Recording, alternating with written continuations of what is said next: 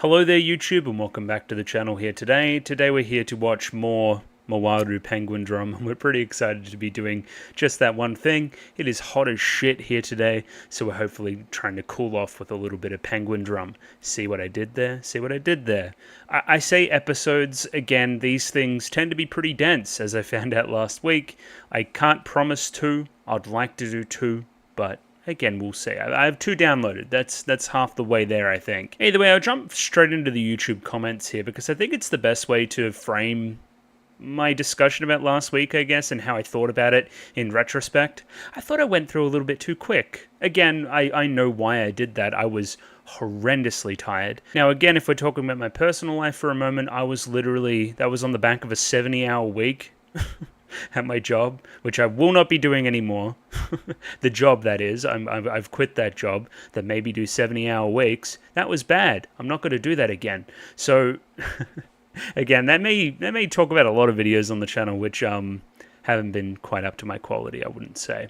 But again, it is what it is. You got to work, you got to live, that kind of shit. So again, that's why last week was the way it was. There was a lot of stuff I missed, a lot of stuff, which I guess is natural as well. You're not going to get everything on the first time through. But yeah, Run Tiki here, just in this first comment here, referencing the insane amount of density, insane amount of foreshadowing, insane amount of, again, I would almost say that episode was overstuffed. Me personally, right? Just from the first run through. Apparently it even is, if it all coalesces to make sense into something eventually, then that is insanely impressive, for sure. I've watched him do it once already, so why can't he do it again? I don't know why he can't do it again. So yeah, I guess the goal of this video is to kind of rectify last week in a lot of ways. I'm going to try to look for more things, extrapolate on more things overall, have a better Google. I didn't Google quite as good last week. I think I'll try to Google better this week. That's the goal here today. And yeah, hopefully try to do the show justice from that perspective. Because again, I came out kind of unhappy about it, and that's never good. Either way, Run Tiki has an essay for us. We're going to try to break it down into little pieces. Again, I appreciate the long comments. Again, I appreciate the passion as well. It's just a little bit tedious at the start of these videos to go through every single point with a fine-tooth comb. I'm sure you guys understand. For a start, this is something I neglected to do last week. Find out what the hell a Mawaru is. So we've got Run Tiki here helping us out. So Mawaru means to revolve or to spin, so a more direct translation would be spinning penguin drum. However, it does not use the proper kanji, instead uses kanji for wheel or loop. So interesting. Again, Japanese language stuff there. You could look at it from a variety of perspectives. We've gone with Wheel of Fortune here. I see a direct reference to all our discussions about rotations and revolutions in Revolutionary Girl Utena as well. And again, if we're specifically talking about the Wheel of Fortune, that connects to the main theme in the show thus far, which is fate. Another way to read it would be loop, which connects us to the Japanese subway system, which we will continue discussing in great detail. We've got some doozy comments about it, I would say. From here we move into penguin. So penguin is penguin. I know what a penguin is, but they've specifically translated it different. It uses the word pingu instead of penguin, which is normally this, and then they're using this instead, which is closely associated to ringo, which is so pingu, ringo, which is like an apple. So again, that major thing we saw last week about the apple, and yeah, its connection to the title there, and specifically penguins. Ikuharu is a madman. Whose mind comes up with this shit? And again, we'll keep an eye on drum. Apparently more of that will show as the show continues. There is a lot of references to Utena in this thing as well. The moment that the shoujo-looking girl and the guy appear with Utena-looking visuals behind them in the opening, the lyrics say, "The end of the world is nothing but a hypothesis." Great point. Yeah. Again, the end of the world, and whoever is the end of the world is again, a big part of Utena and the story there. Again, we just spoil it here. Sorry if you haven't seen Utena. Anyway. Great point. There's so much talk about destiny in Utena, and destiny and fate are very similar concepts, I would say. I also like, yeah, the end of the world is nothing but a hypothesis. I've kind of got this broad theory of Himari as the world, or Himari in this god, this omnipotent person who's that much more important than everybody else, right? Because they've got these powers, right? They're like the world in of themselves, which then is inhabiting Himari. So again, we're associating Himari with the world. We're associating her also with the apple, which connects to the creation myth in a fun way as well. So there's that going for it too. You can see all those connections there. Again, Himari is the world insofar as she's the boys' world as well. She's the most important thing. We've got her in this princess type situation where we're sleeping on the floor outside. That's where we're at, right? This would have become evident with future episodes, but the today's slogan boards are the Shadow Girl equivalent, like I theorized last week. Again, if I saw them again this week, I would have been like, that's our Shadow Girls, right? Shadow Girls was so awesome in Utena, by the way. Fuck, it's so good. Oh my god. Anyway, whatever. That show's amazing. Yeah, the penguins are kind of like Choo Choo. Choo Choo's more of a freak. I don't like Choo Choo at all. And the penguins just kind of seem like they're here for the moment. I guess this is as good a time as any to talk about this as well. I saw something on kind of rewatching through while editing last week. Specifically this scene here, if I can find the button. Yeah, this one. When kind of Shauma goes through the floor here, right? The penguin's the one that hits the button, right? So Penguin hits the button and then sends Shauma away. I also want to talk about what goes on with Kamba here and the grabbing of the heart. Does this directly inform what happens in this scene? Is it because she grabbed the heart that Kamba wants to do this, or did he always want to do this? Like that's something I need to look for as well. Is like, yeah, grabbing that heart, again, obvious Utena reference aside, is that the impetus for this scene? I already noted the egg stuff as well. Yeah, okay, one last comment for general observations. We have 2 comments discussing this. The 2 school kids walking past Takakura's house, or the Takakura house, I should say. They're talking about the 1985 anime movie, Night on the Galactic Railroad, which is adapted from the 1934 novel by Kenji Miyazawa. So, yeah, we'll discuss this in a little bit more detail. I've like literally got the Wikipedia up here for it, so we're gonna have a look at that here in about a moment. And again, I missed it whilst Googling. Again, I got to look harder because I literally had it right in front of me and I could have started to make those connections. This is another one as well. The monologue at the beginning of the episode is by Shauma, and the monologue at the end is by Kanba. We're going to compare and contrast these two in but a moment as well. These are more references to the kind of train subway thing we have going on. When we're kind of introducing flashbacks, there'll be that splash screen, that white screen. That's referencing the electronic board in a train station. You also see the random characters, nondescript background characters. They're just kind of these symbols for a train station subway, just like very generic people symbols. Again, I saw a lot of Monogatari in that with its kind of street sign motif, which again, this came out in 2011. Monogatari, or at least Baki Monogatari, would have been well out by then. Again, you would have to imagine it's somewhat influential. Anyway, I digress. And again, I would describe this episode as overwhelming, and I wasn't quite happy with the job I did. But again, we're gonna keep going here. We're gonna see what we can say. Anyway, that's only one person's thoughts. I've got 3 more comments here as well. Next one here from Lazy Joe goes into the whole Night on the Galactic Railroad reference as well, with the character Campanella being referenced by the 2 boys. Again, let's just go through and do this, or at least this informs a big part of it. Okay, Kenji Miyazawa wrote Night on the Galactic Railroad after his sister Toshi died, which influenced a lot of themes in the novel. Now let's go get the Wikipedia version of this. Miyazawa, in sorrow after his sister died, went on a railroad trip to Karafuto. He started working on his novel afterward in 1924. The trip is said to be the basis of the novel. Now again, dead sister. Does this not seem somewhat familiar? Again, if we pop up here a little bit more and we start reading the plot synopsis here as well, we can see a couple of other references. Specifically here, Giovanni, the character here, being lower socioeconomic. Again, the characters in this are low socioeconomic. If we go to this little movie poster here for the anime adaptation, we have a red and blue color scheme for the 2 cats. Well, they're cats in that adaptation. They're not cats in the novel, but you know what I mean. Like there's a red one and there's a blue one, and there's 2 boys and they go on a railroad trip. And again, the author's inspired by his dead sister. Do you see what's going on here? I kind of see what's going on here. There's some interesting stuff here about the Milky Way and gathering milk. Again, I'm thinking that's associating that's why they chose to choose cats as well. Milk is a big part of the plot here as well. Not running through it completely, but essentially they go on a train through the stars. Stars, destiny, fate. Literally star sign being referenced here. The Tale of Scorpio. Anything there? Now again, the 2 boys are inevitably kind of parted by the end of the story, and kind of Giovanni specifically just kind of goes back to his ways. Specifically here as well, and again, if you've seen Utena, Giovanni speaks to Campanella's father, who says his son has been lost to water too long to be saved after the boy jumped in to save somebody else. Again, if you've seen Utena, You may know what I'm referencing there.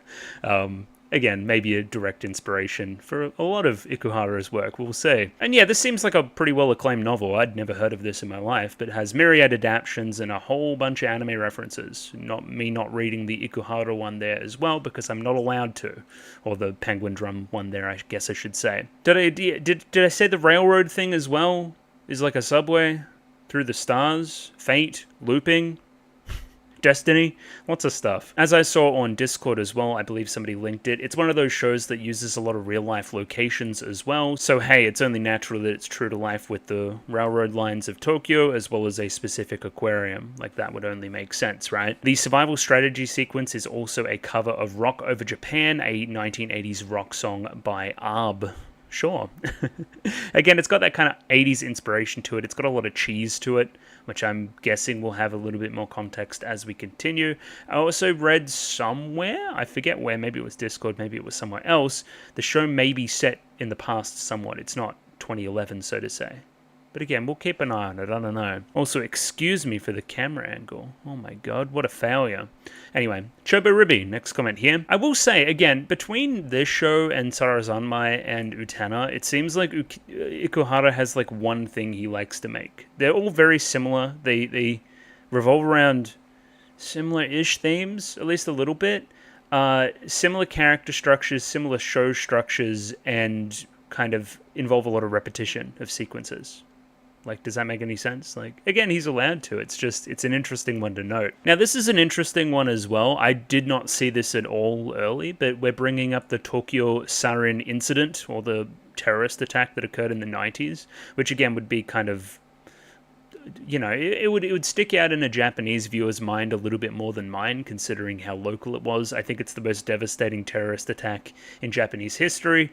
Again, I also Googled that one as well. Or Wikipedia'd it, for lack of a better term.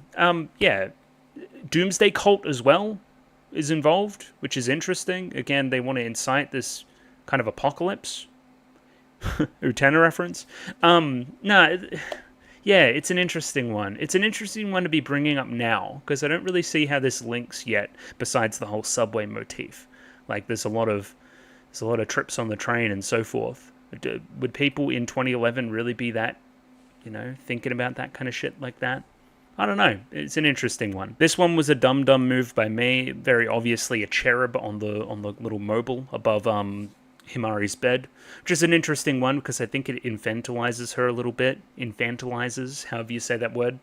And we're saying here to signify innocence, whilst again pushing this overall angels and God motif as well, as we see Himari transform by the end of the episode.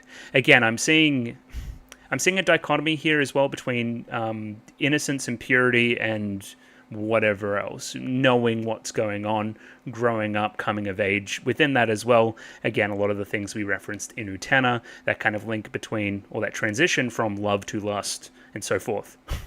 Again, I'm seeing one brother as fairly innocent, the one that's kind of sleeping at the very end, kind of, you know, having this bad dream about Himari and whatever, and the other one's up smooching her. Like, stolen innocence almost, you know? Weird one. And last comment here from Pencil Sharp. It's interesting, my perspective on this. We commented on this during Review Starlight as well, because I've kind of gone, I should have watched Utena first, and then I should have watched this, and then I should have watched Review Starlight. I kind of did it in a weird mismatched order to the point where I'm going to have some weird takes on things sometimes, not seeing what's referencing what. We specifically saw Furukawa, who is the director of Review Starlight, in the credits for Penguindrum when I was going through that as well. So yeah, again, Review Starlight can be seen as influenced by Penguindrum as well. I really love Review Starlight. Sure. Specifically using iconography of Tokyo as well in the storytelling. There with Tokyo Tower, very prominent. Position 0 and all of that. That's, yeah, good show. Pencil Sharp has the interpretation of the different reactions from the brothers as a discussion of fate, i.e. what is going to happen versus what has happened. Now, again, I want to contrast these two kind of things kind of bookending either episode, right? These two kind of dialogues by either brother. So again, the monologue at the beginning is by Shoma, who is Blue Boy, and then we got Kamba at the end, Red Boy, where he smooches his sister. Very, very cool. I hate the word fate. Birth, encounters, partings, success and failure, fortune and misfortune in life. If everything is set in stone, then why are we even born? if we don't have autonomy, right? And then tying so much of that fate to social circumstance. Some are born to beautiful mothers, others born in war and poverty. Who makes these decisions? Potentially some higher power. Is it written in our stars? And so forth. If everything is caused by fate, then God must be incredibly unfair and cruel, because ever since that day, none of us had a future. So the day in question is probably the day shown in the episode, right? That's what would make sense here. The day by which we discovered that we had to go get the penguin drum. And that's the reason why Himari was allowed to survive. It's an interesting one, right? Because now we're just playthings in some god's game, and they're literally holding our world, our sister, hostage, so to say, to get what they want. We've been tasked to do this thing. What does it mean? The only thing we ever knew is that we would never amount to anything. We only know our own significance, or insignificance, I guess I should say. Contrast that with the one at the very end of the episode, I reckon. Why are people born? If we were created only to suffer, is it meant to be some kind of punishment or cynical joke? If that's the case, animals that adhere to a survival strategy programmed to their DNA are far more elegant and simple than humans. Interesting, okay. Like, why are we born if we're only created to suffer? As if animals don't suffer? Again, it's comparing humans to animals and thinking that animals are more elegant and simple life forms, which is true. But again, you're missing a lot of the nuance there, I think. It's interesting that you talk about survival strategy. An animal's survival strategy to proliferate life would be to mate. And then you go and kiss your sister? Thoughts? Anything in that? Whilst being simultaneously reminded in the visual language of the episode that she is definitely your sister and way smaller than you. You know, she's family. Weird. If there really is a God, I would like to ask him this question: is there really fate in the universe? If a man ignored his fate, his instincts, and his DNA's commands, potentially his survival strategy, much like an animalistic, right? To love someone. It's in my DNA that I need to love someone, and that someone's going to be my sister? Okay, and the sister's also the world, and the sister's also God. You have to see that as well. So it's an attempt to almost control her and love God in a way as well. Odd. Is he really human if he doesn't kiss his own sister? And then we kind of crash, end the episode there, and say that same kind of sentence again, kind of bookending either episode. I hate the word fate. Yeah, okay. Interesting. I didn't really see much contrasting the two, I must say. Like, not a whole lot there.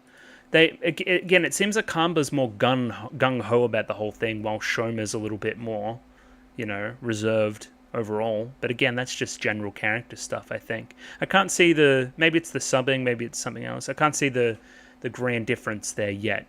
Kanba's, again, a little bit obsessed with boning his sister, but we knew that already, I think. Yeah, so weird. I guess I should jump into the episode. I think that's probably the next best thing to do. Just as a reminder, Himari is like penguin god because she put penguin headdress on. There are penguins hanging around the kind of house now. They're like our little friends. Again, I theorized in the episode, or the analysis there within, that if these little penguins are little slaves and they're doing things in our own image, is it not like we're gods to the penguins, right? Again, it's kind of reflecting that kind of god-human relationship back upon the main characters by having this little slave with them. But ultimately, again, who's that slave working for? That penguin definitely pushed Shoma down the hole during that sequence. So, what's going on? Don't know. From there, we need to find the penguin drum. That's the overall goal. I guess, again, that's our setup. We're going to learn more context as we continue here, I'm sure. Either way, I should get up those patrons and have a look and shout them out and so forth. So again, if you did want early access to next week's episodes, you can do that. If it's 2 episodes or whatever else, also access to Flip Flappers a week early, as well as Girls Band Cry at the moment. It's up to you. You can access the Patreon and pay me money. Sure.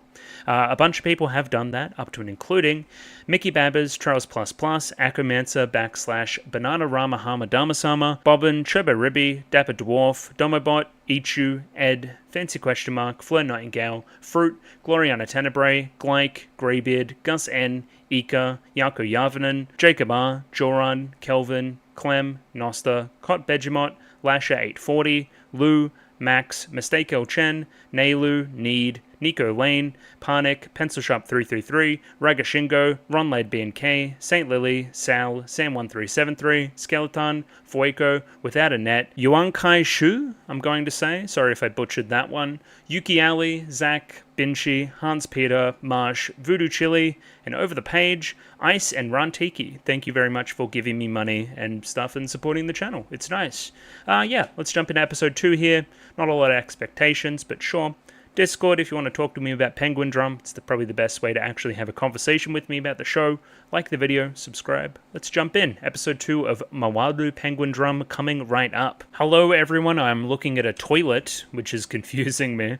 But yeah, that's episode 2 of Mawaru Penguindrum up there ready to go. 23 minutes and 41 seconds on this one, so sync up accordingly with your own copy. I'm using the DB file set, so link up with that copy if you want to.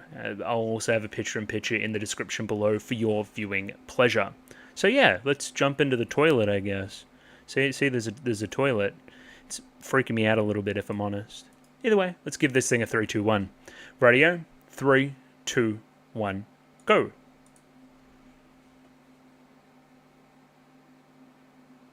Okay, that's a flip. Oh, it's this character.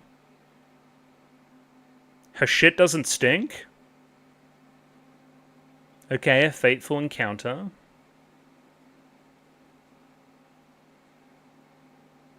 Okay, and you find solace in that.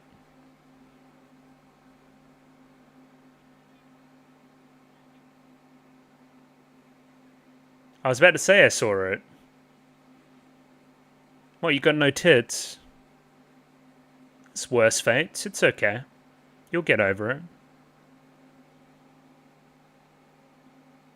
It's a funny flip on the whole fate discussion, though.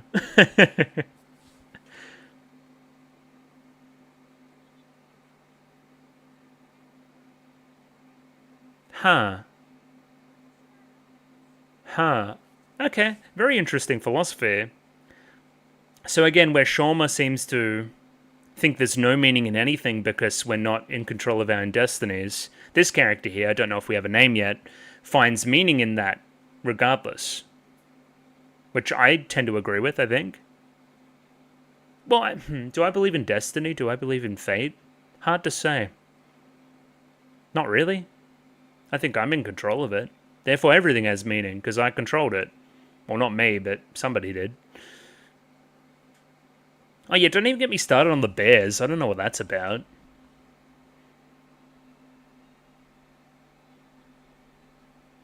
This opening's fantastic too, by the way. This sequence here too. Where we're just meeting all the characters. Bit of Phoenix stuff to her maybe as well. Kind of like a bird on the arm. Yeah, this just reminds me of Utena. Not these two characters specifically, but the structure of the opening. Where Utena's opening, when it kind of hits that chorus, is kind of all about the side characters and showing them off fighting and stuff. I'm also recording, which is good.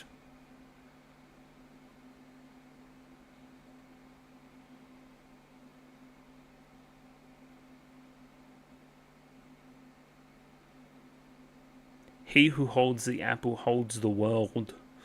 Oh my god. Yeah, I remember. With our 3 penguin friends. Fish, seems like.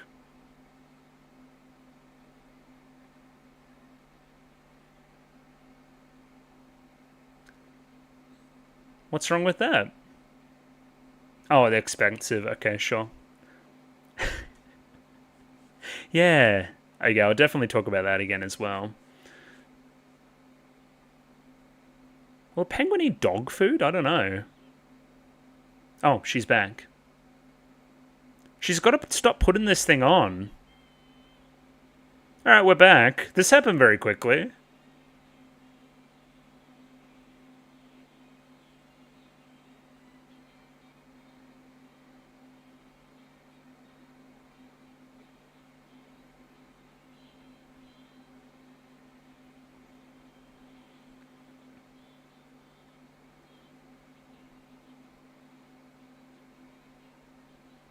I'm thinking all of our, like, analysis about this segment, we just forgot the most important part, which is that it slaps. Like, I don't know what any of this shit is. I don't pretend to know, but I like it. I think it looks good.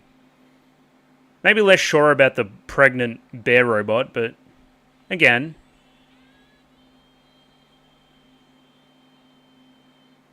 I'm trying to. I'm trying to imagine. Yeah, I remember.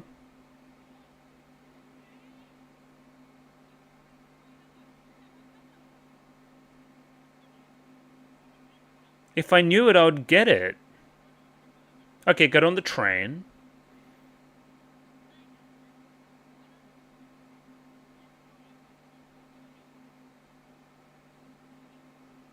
Well, Ringo just means apple. Is this a character we met? Probably. I'm imagining this is the character we met.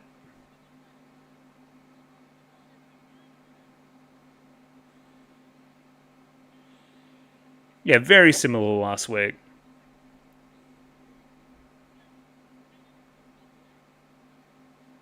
Penguindrum. Pingu.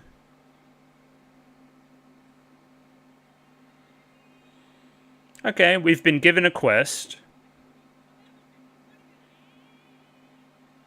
Kamba stays around. Again. Let's initiate the survival strategy, meaning let's bone. We're boning behind Shoma's back. So true.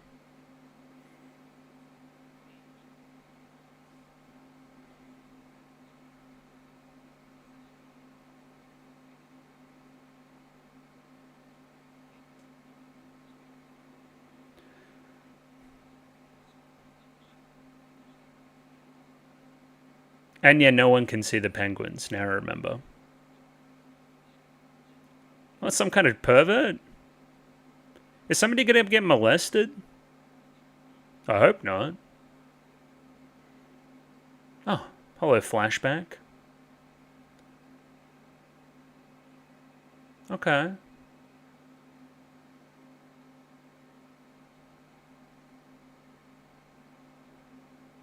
Yeah, her heart, like, stopped.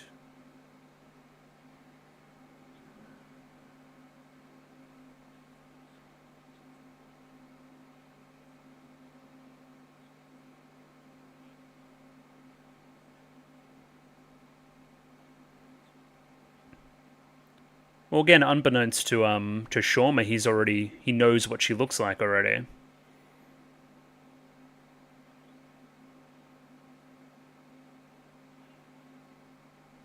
Because he saw her last week, right?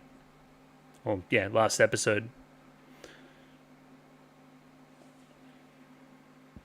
Some people pay good money for that.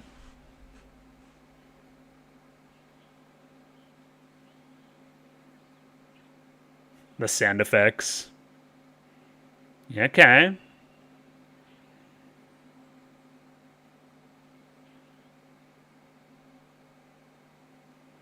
What do penguins, like, feel like? Do they have fur? And there's our groping. Gotcha. There's the molestation.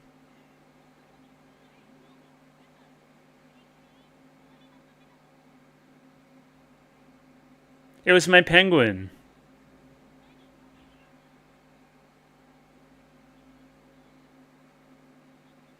Interesting. So they can't touch other people.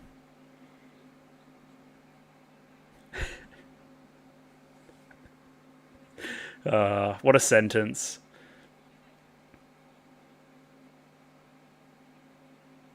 I think you're in trouble here, big dog.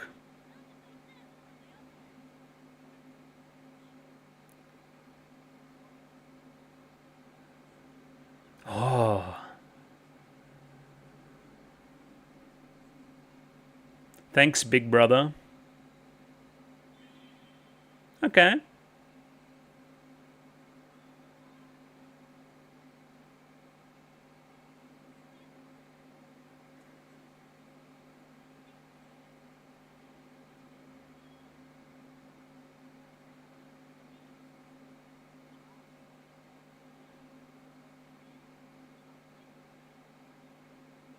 Okay.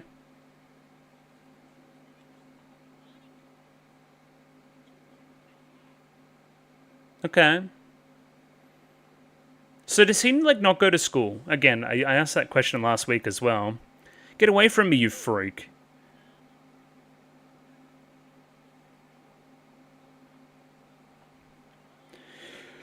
Whoa. Maybe? No? Oh, I almost sneezed. I hate sneezing. Now, what is the penguin drum?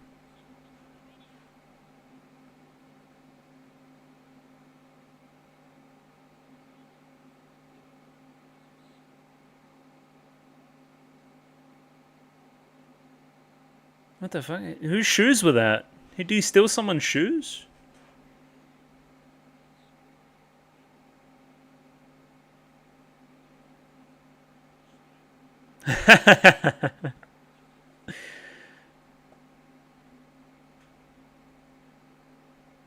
Thumb drive?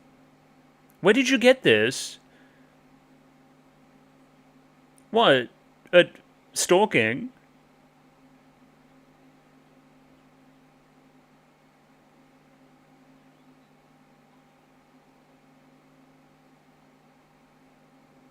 Yeah.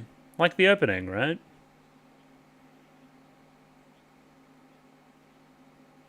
One of them has a bow. We can distinguish that one fine.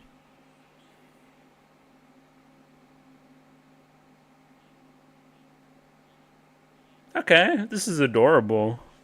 Well, kind of. They're also stalking a girl, but it's adorable in its own way. Shoutouts to the Mac OS.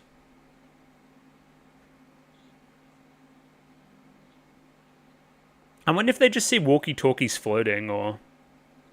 Probably not.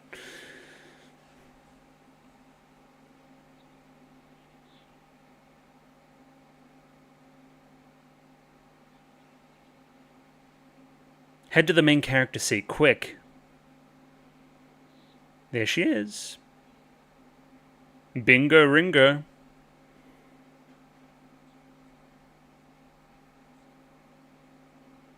Like some kind of penguin drum.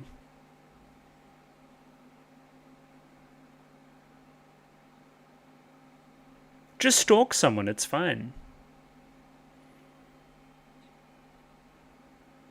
Yeah, you're correct.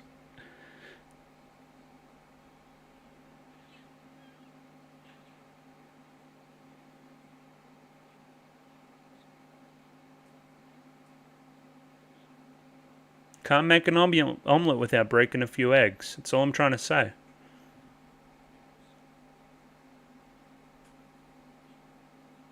Okay.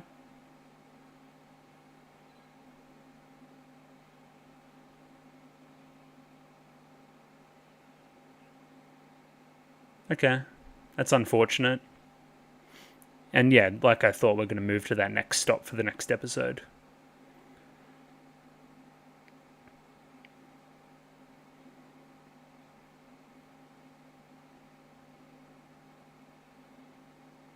Double H. What's a healthy menu?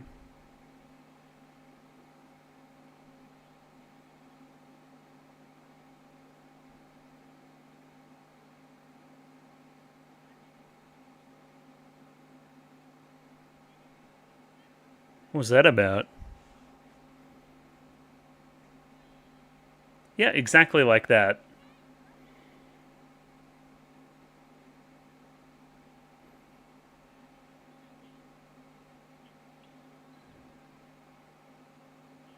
I know, they keep reminding me.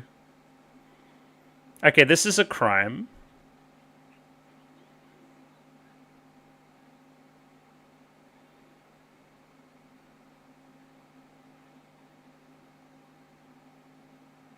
What was that? I couldn't quite read it.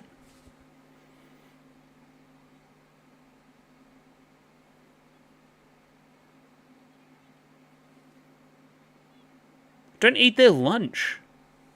This is just watching crimes be committed. The episode.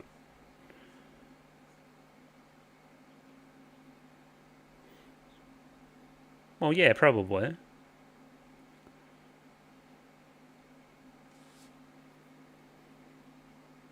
Penguindrum.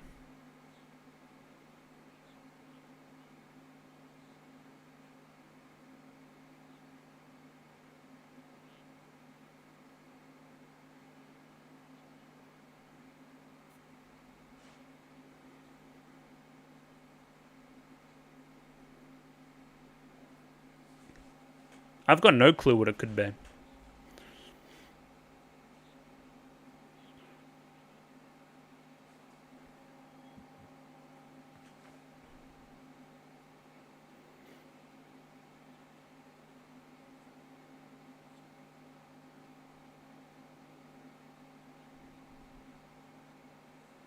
The cooking connection's weird.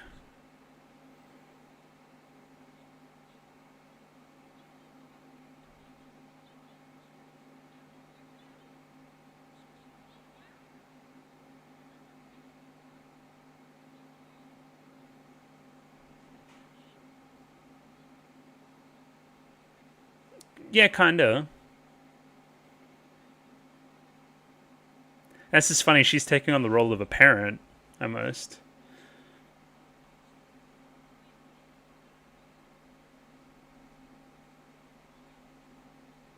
It's too late, they're already there.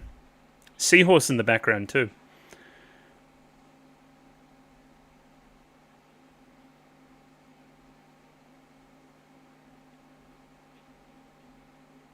Yeah, very similar to last week. Kind of lots of shots of the legs as we're chasing somebody down. The fuck? Sorry about that, I had to go check on something outside. But yeah, lingerie. Lingerie shop.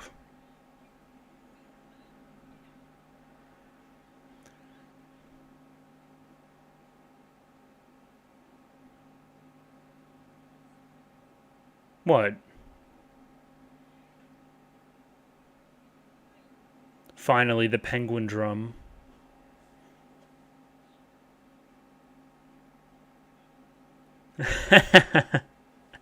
The voice acting there was very good. Holes?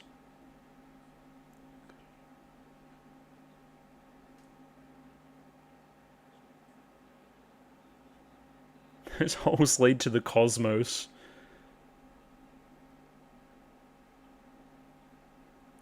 The back rooms?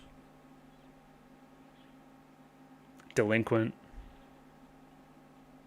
Jail time for the penguins. Huh? What is she doing?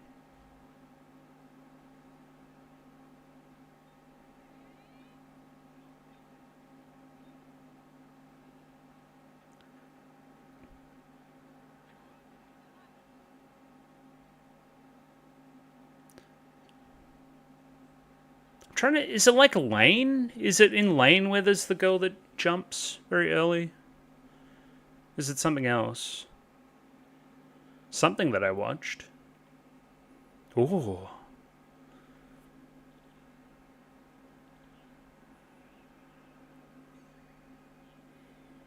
They're okay, they're getting there. But what is she doing?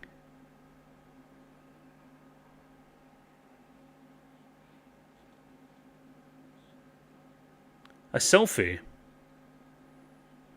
Damn. A selfie was the penguin drum.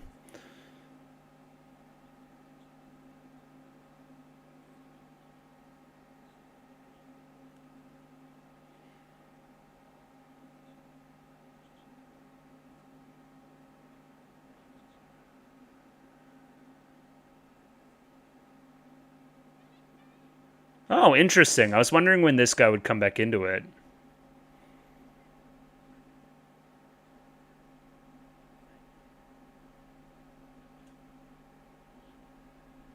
Interesting.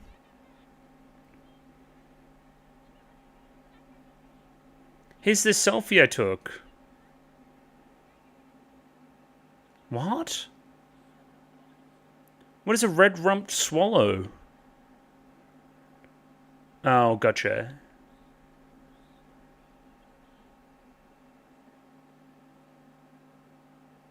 What?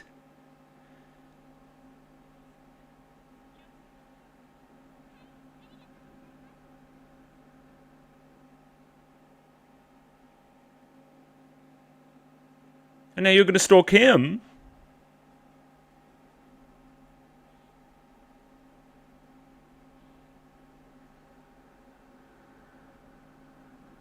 The rooster. The cock. Yeah, it seems something like that.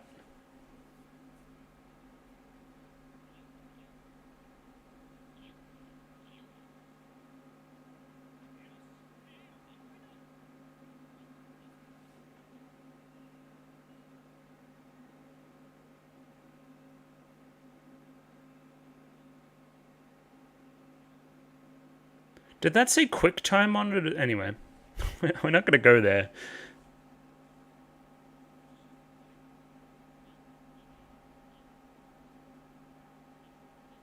We're under the perpetrator's house.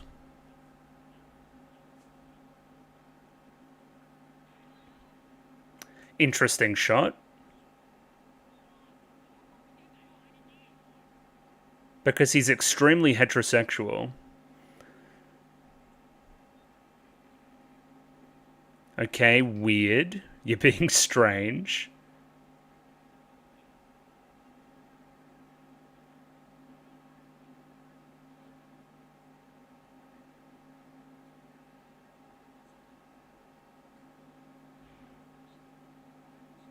Yes, exactly what I was going to bring up too.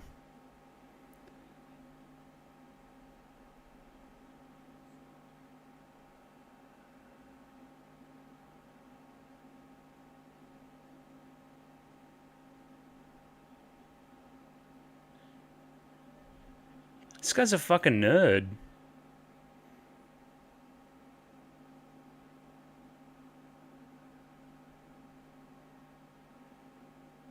But what's the penguin drum? Okay, diary. The diary seemed important in the opening.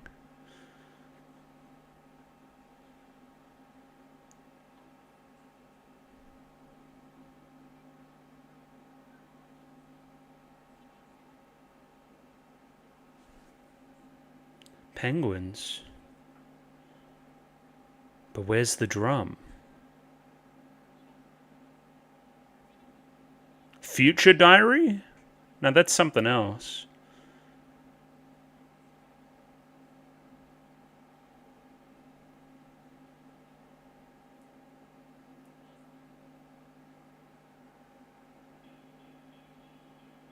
Destiny apple bum? Apple bottom jeans? Boots with the fur?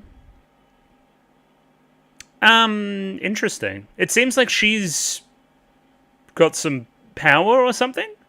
Because what she said at the end there was something akin to whatever I write in the diary comes true. Akin to a future diary of sorts. This song also rips, I'm reminded. And she also gets naked in the ED, I don't know. Very interesting episode. Clearly an introduction to a character that's going to have more going on, you'd think.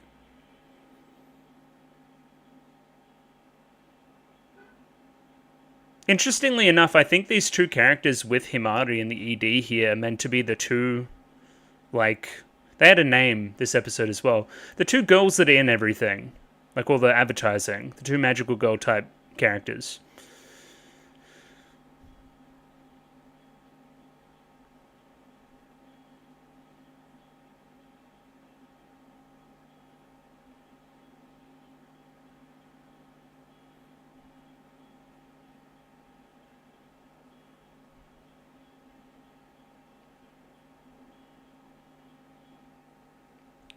Now, we did have next time ons, I remember.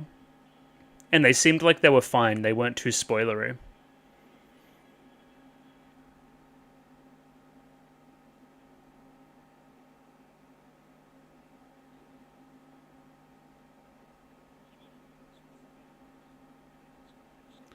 Sure.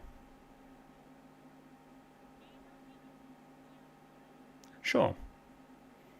Yeah, I think I'm going to structure this similar to how I've been doing other stuff on the channel lately. Let's just watch another one now, and then we'll come to some kind of conclusion by the end of it. Because it seems like, again, unless we cut straight away from what we're just looking at, it seems like it's going to continue somewhat. So why not give it a look? Yeah, let's do it, because I'm going to do another one regardless. And I think this is just more efficient. So let's go and do that. Penguindrum Episode 3 coming right up. Rightio, have Episode 3 up there ready to go. Same things as last time. DB file set, picture-in-picture in the description below. 23 minutes and 44 seconds on this one. Sync up accordingly. Let's jump right in. Rightio, 3, 2, 1, go. Okay, underwater room. Reference to mother. Curry's my favorite food. Oh, Ringo, okay, gotcha. The best beetle, everyone's favorite beetle. Kappa.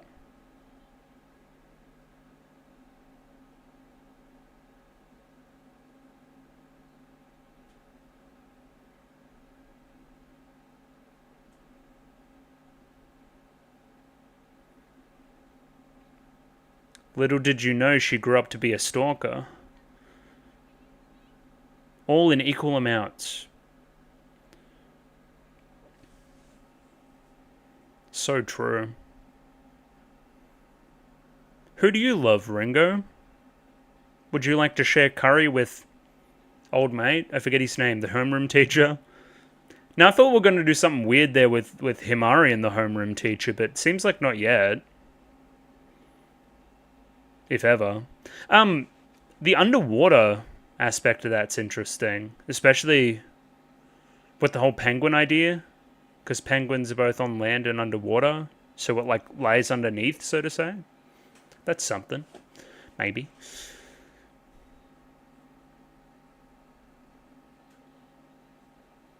But they can never fly.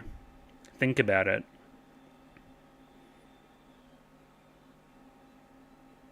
Yeah, the diary. And then you turn into fire. I don't know who the hell you are. She's shooting fucking paintballs or something. Now, are you the homeroom teacher? It seems like it because of the whole bird watching thing. That would make sense. Character designs looked similar there, but could be wrong. I've been wrong before.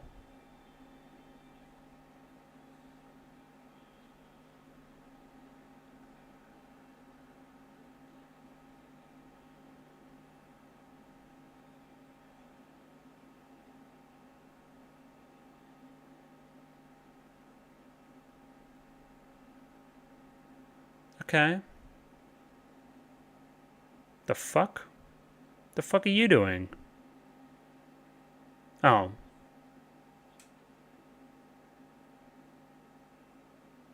Keiji is his name? Bro, she's obsessed.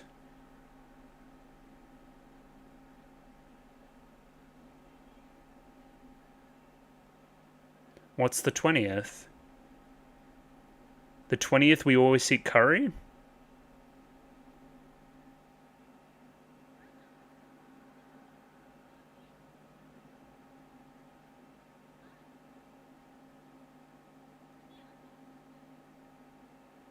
Okay, seems like you have lost connection with your family somewhat. They're working too much. Indeed.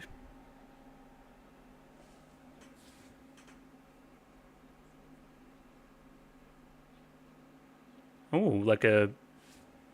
You know the things, they have a name.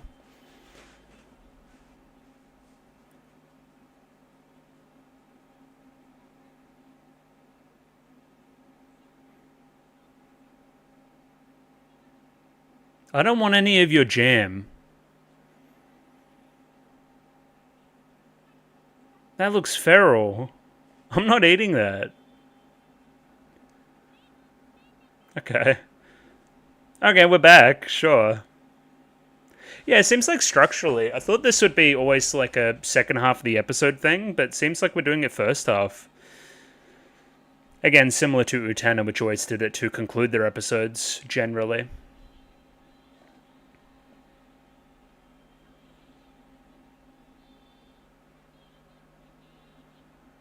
In that way, this is almost like a faux opening of sorts, too.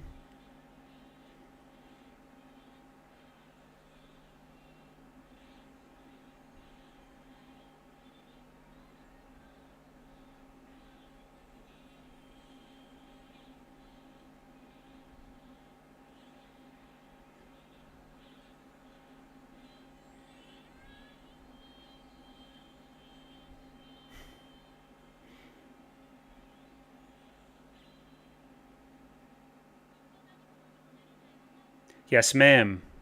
Right away, ma'am.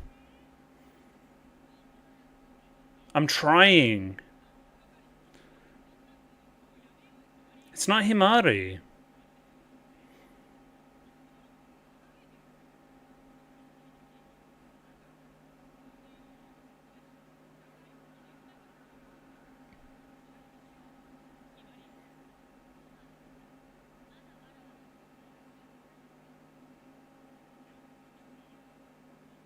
Stop winking, dude.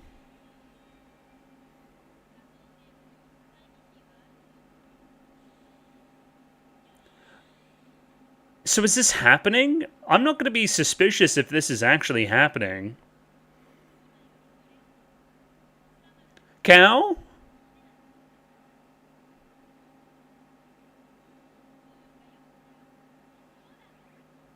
Just don't turn into a cow, please.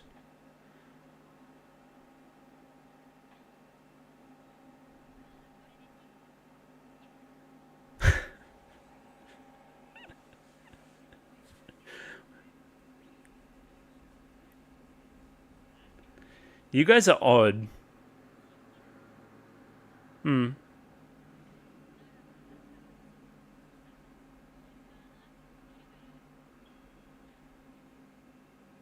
Oh. Himari fucking died?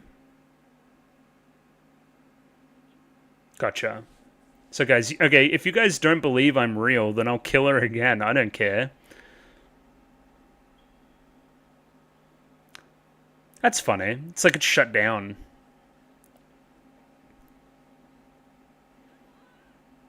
What's the banana peel? Yeah, definitely choo-choo vibes, right? Yeah. Now again, let's initiate the survival strategy. Kamba's the only one left. Do you see what I'm saying? Hopefully you do. Commence stalking again.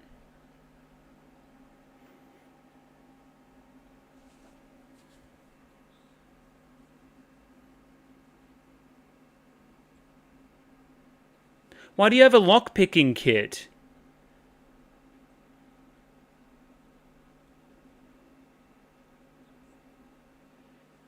Hates bugs. Fucking hates bugs.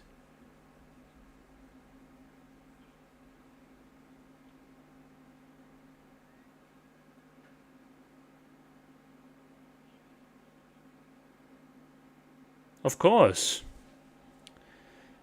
Yes, sir. Right away, sir. What is he? He's into interior design or something?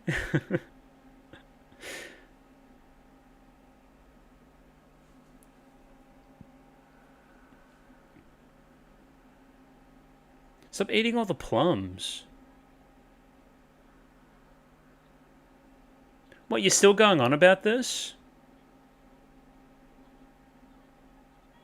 Who the hell is that?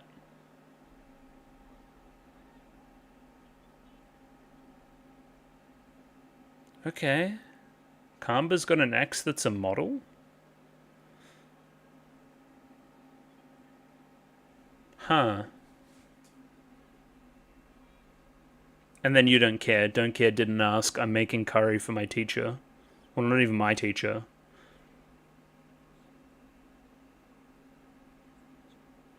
It's the diary, right?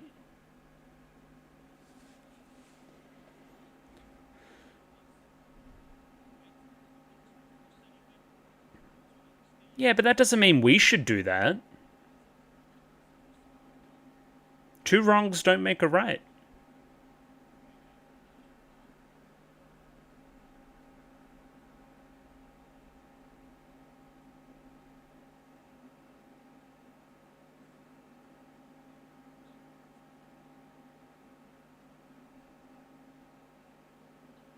What an interesting scene.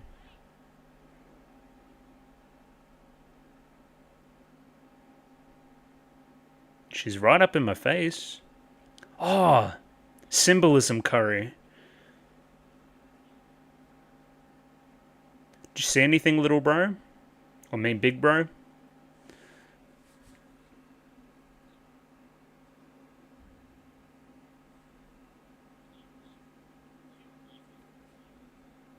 Panties?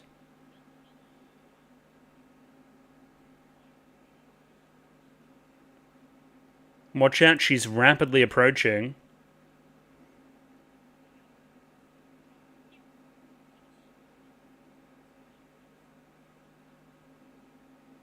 The hero, you say? You guys are fucked, by the way.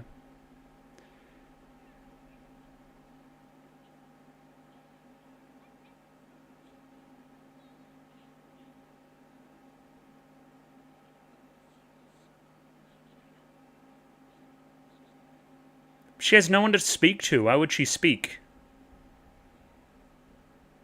I don't think it was. Could be wrong. That's a lot of assumptions.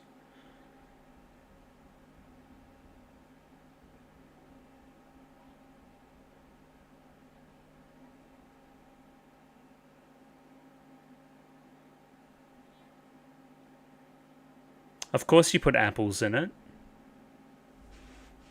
Saute the roux. Oh, great. I think I'm making curry tonight. I think I have curry. Stuff for curry. What a weird twist of fate.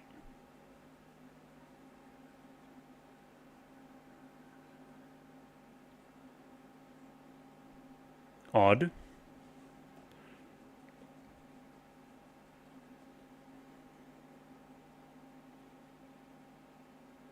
Alright, I'm ready for a flashback. Okay. 11 years old. Curry day.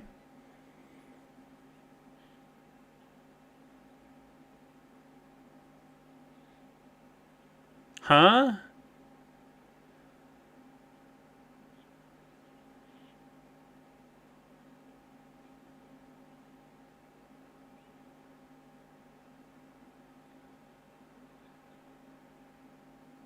Insane backstory?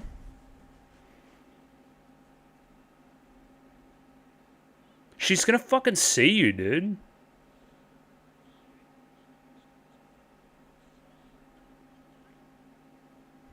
Very dexterous with the fate.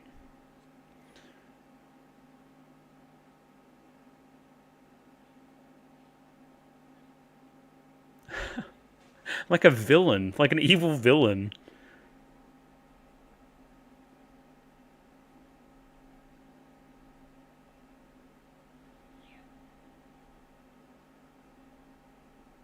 Moving on to the next station. Thank you. Does it smell like fucking curry in here? Foreign? You can't say that. Anyway.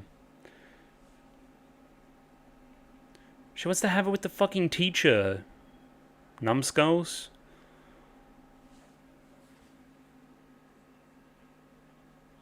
There's a code in the spice?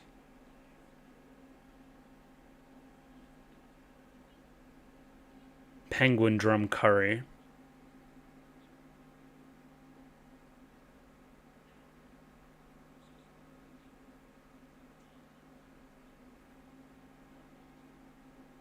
It's got a swanky looking house. Or apartment, I guess.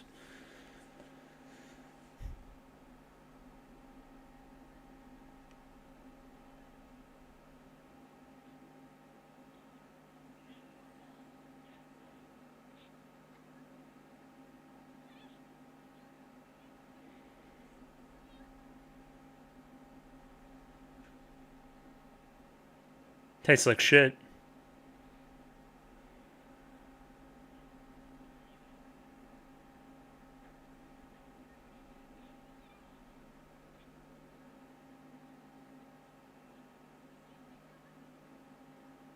Bird watching, you say?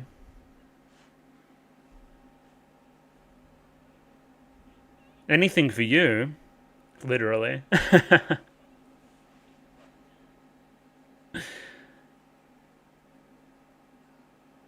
Oh, fantasy. Okay. Oh no. Oh no. Oh, that's fantastic.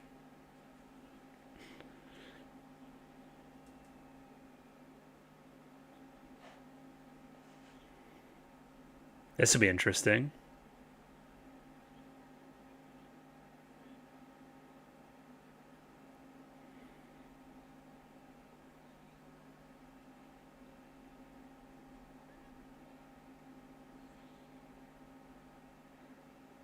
What are you making? Curry? Oh, insane curry battle with the person you love. Get shit on.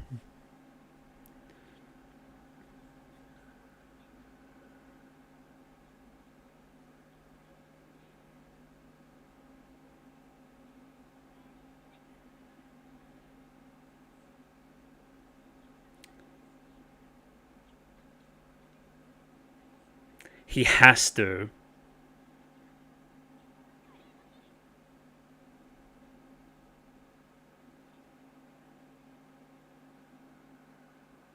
I want to mix my yogurt with your curry?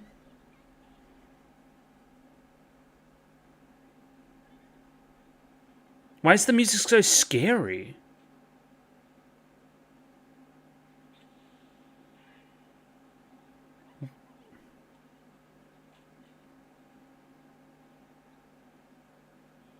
How did she switch them so quick?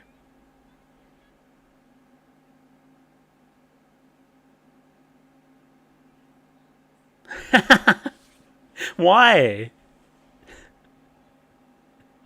Fabulous Max. And your hands are like hella burnt.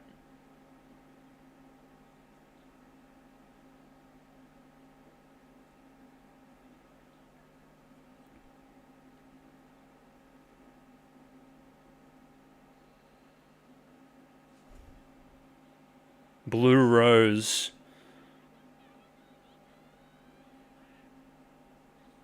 You thieving cunt. Who's the fucking bald one? Oh, okay.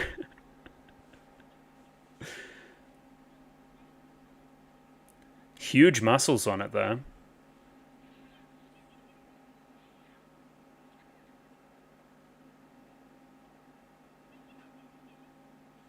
Penguins fucking love fish.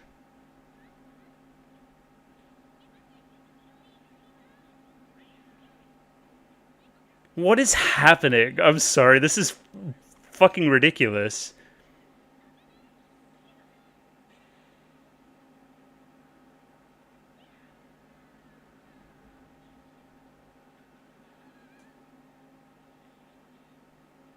It's been a murder.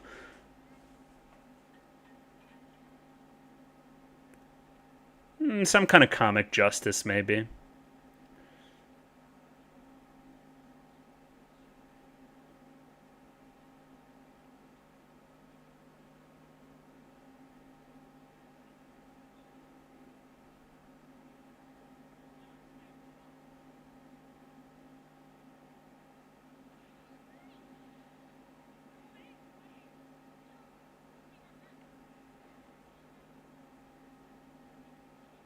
Why?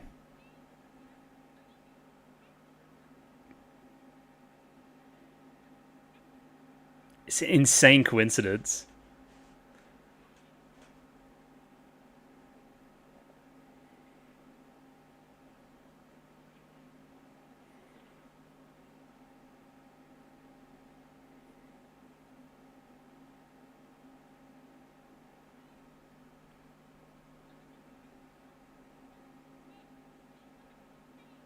Wow.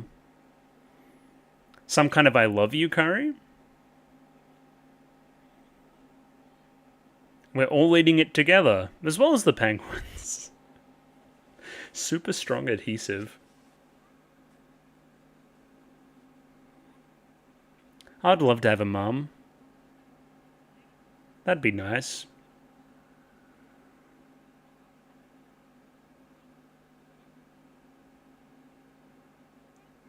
Yeah.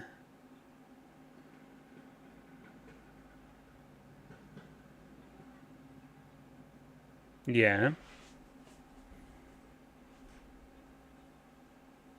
It's a nice thing to say.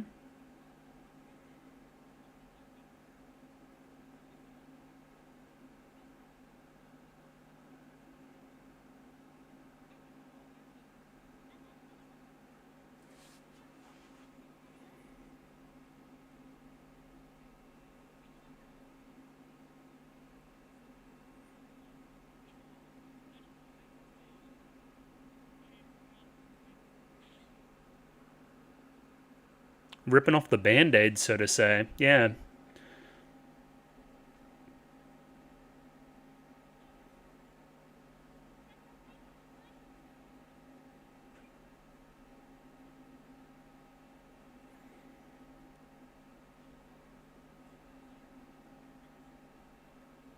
Huh. Okay. Can we dig in a little bit more?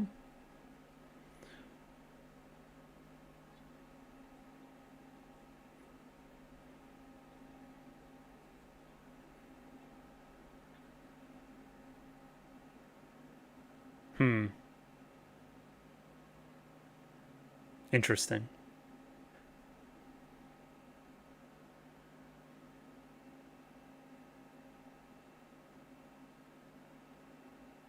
Huh. Huh. Okay, I'm starting to see what's happening there. So it's not that what she's writing down comes true, it's that she's following a script almost. And she like stamps it with approval when it like happens. She's like following her life like a checklist, which is kind of crazy.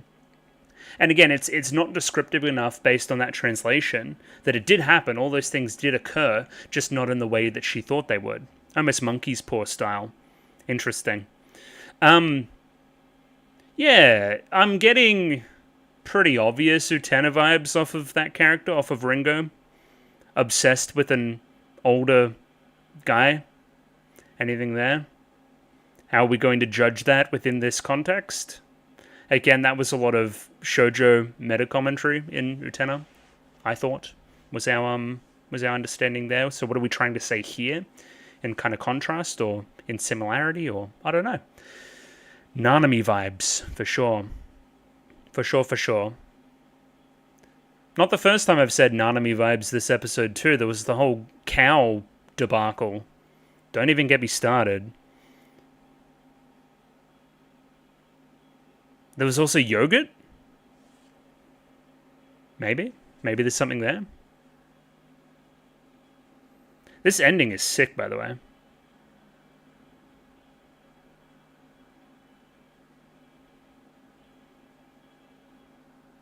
Sure.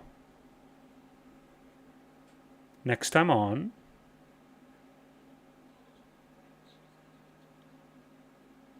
It's a very interesting image. Sure. Cool. And yeah, that was episode 3. I don't know why I forgot. There's so many. Yeah, another interesting one. And I would argue that they are combined, mostly concerned with this character of Ringo. So yeah, we're gonna go back through and have a look at 2 and 3 in tandem and see what we can see.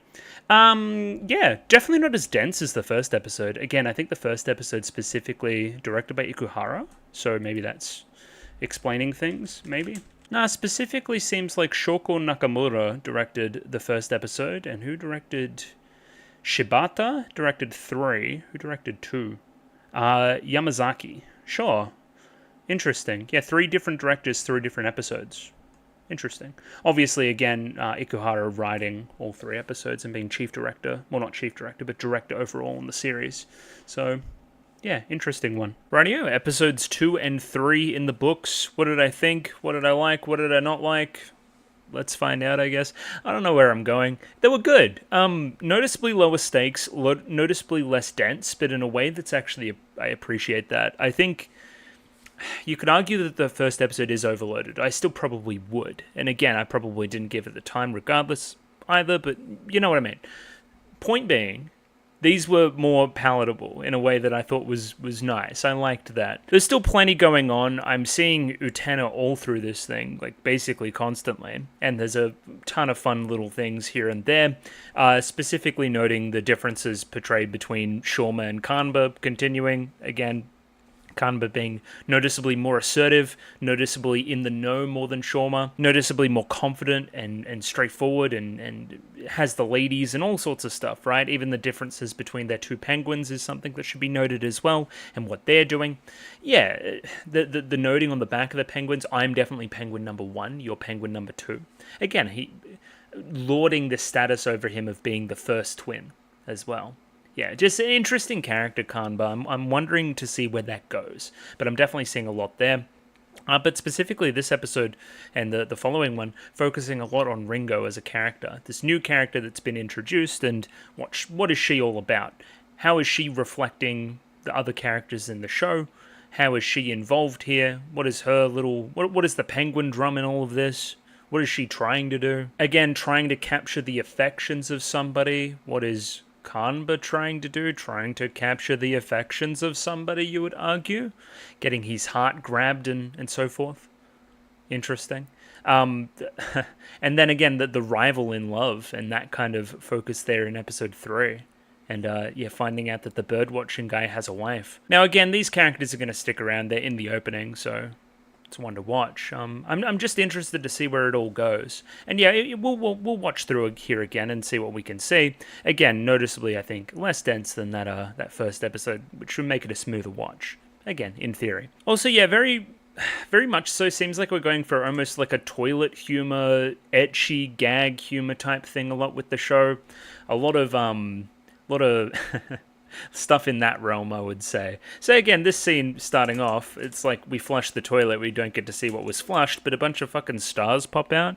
That's a little bit fucking strange. That's a little bit weird. It's funny. It's yeah, interesting from that perspective, I think. I did coincidentally look up the directors for both of these episodes, specifically the director for episode 2, director of Nozaki-kun and Sleepy Princess and the Demon Castle and so forth. A lot of comedies or rom-coms or that kind of stuff, right? I definitely got that kind of energy from this episode for sure, I would say. So yeah, bit of a funnier, more lightweight episode overall, potentially based on the director. In contrast to the other monologues we've seen in the series thus far, Ringo loves fate. I love the word fate. And yeah, it's a really interesting dichotomy, right? So, okay, you're talking about how much you love fate, right? But fate is also the stars which come up out of the toilet. Fate stinks. Something stinks about all this, right?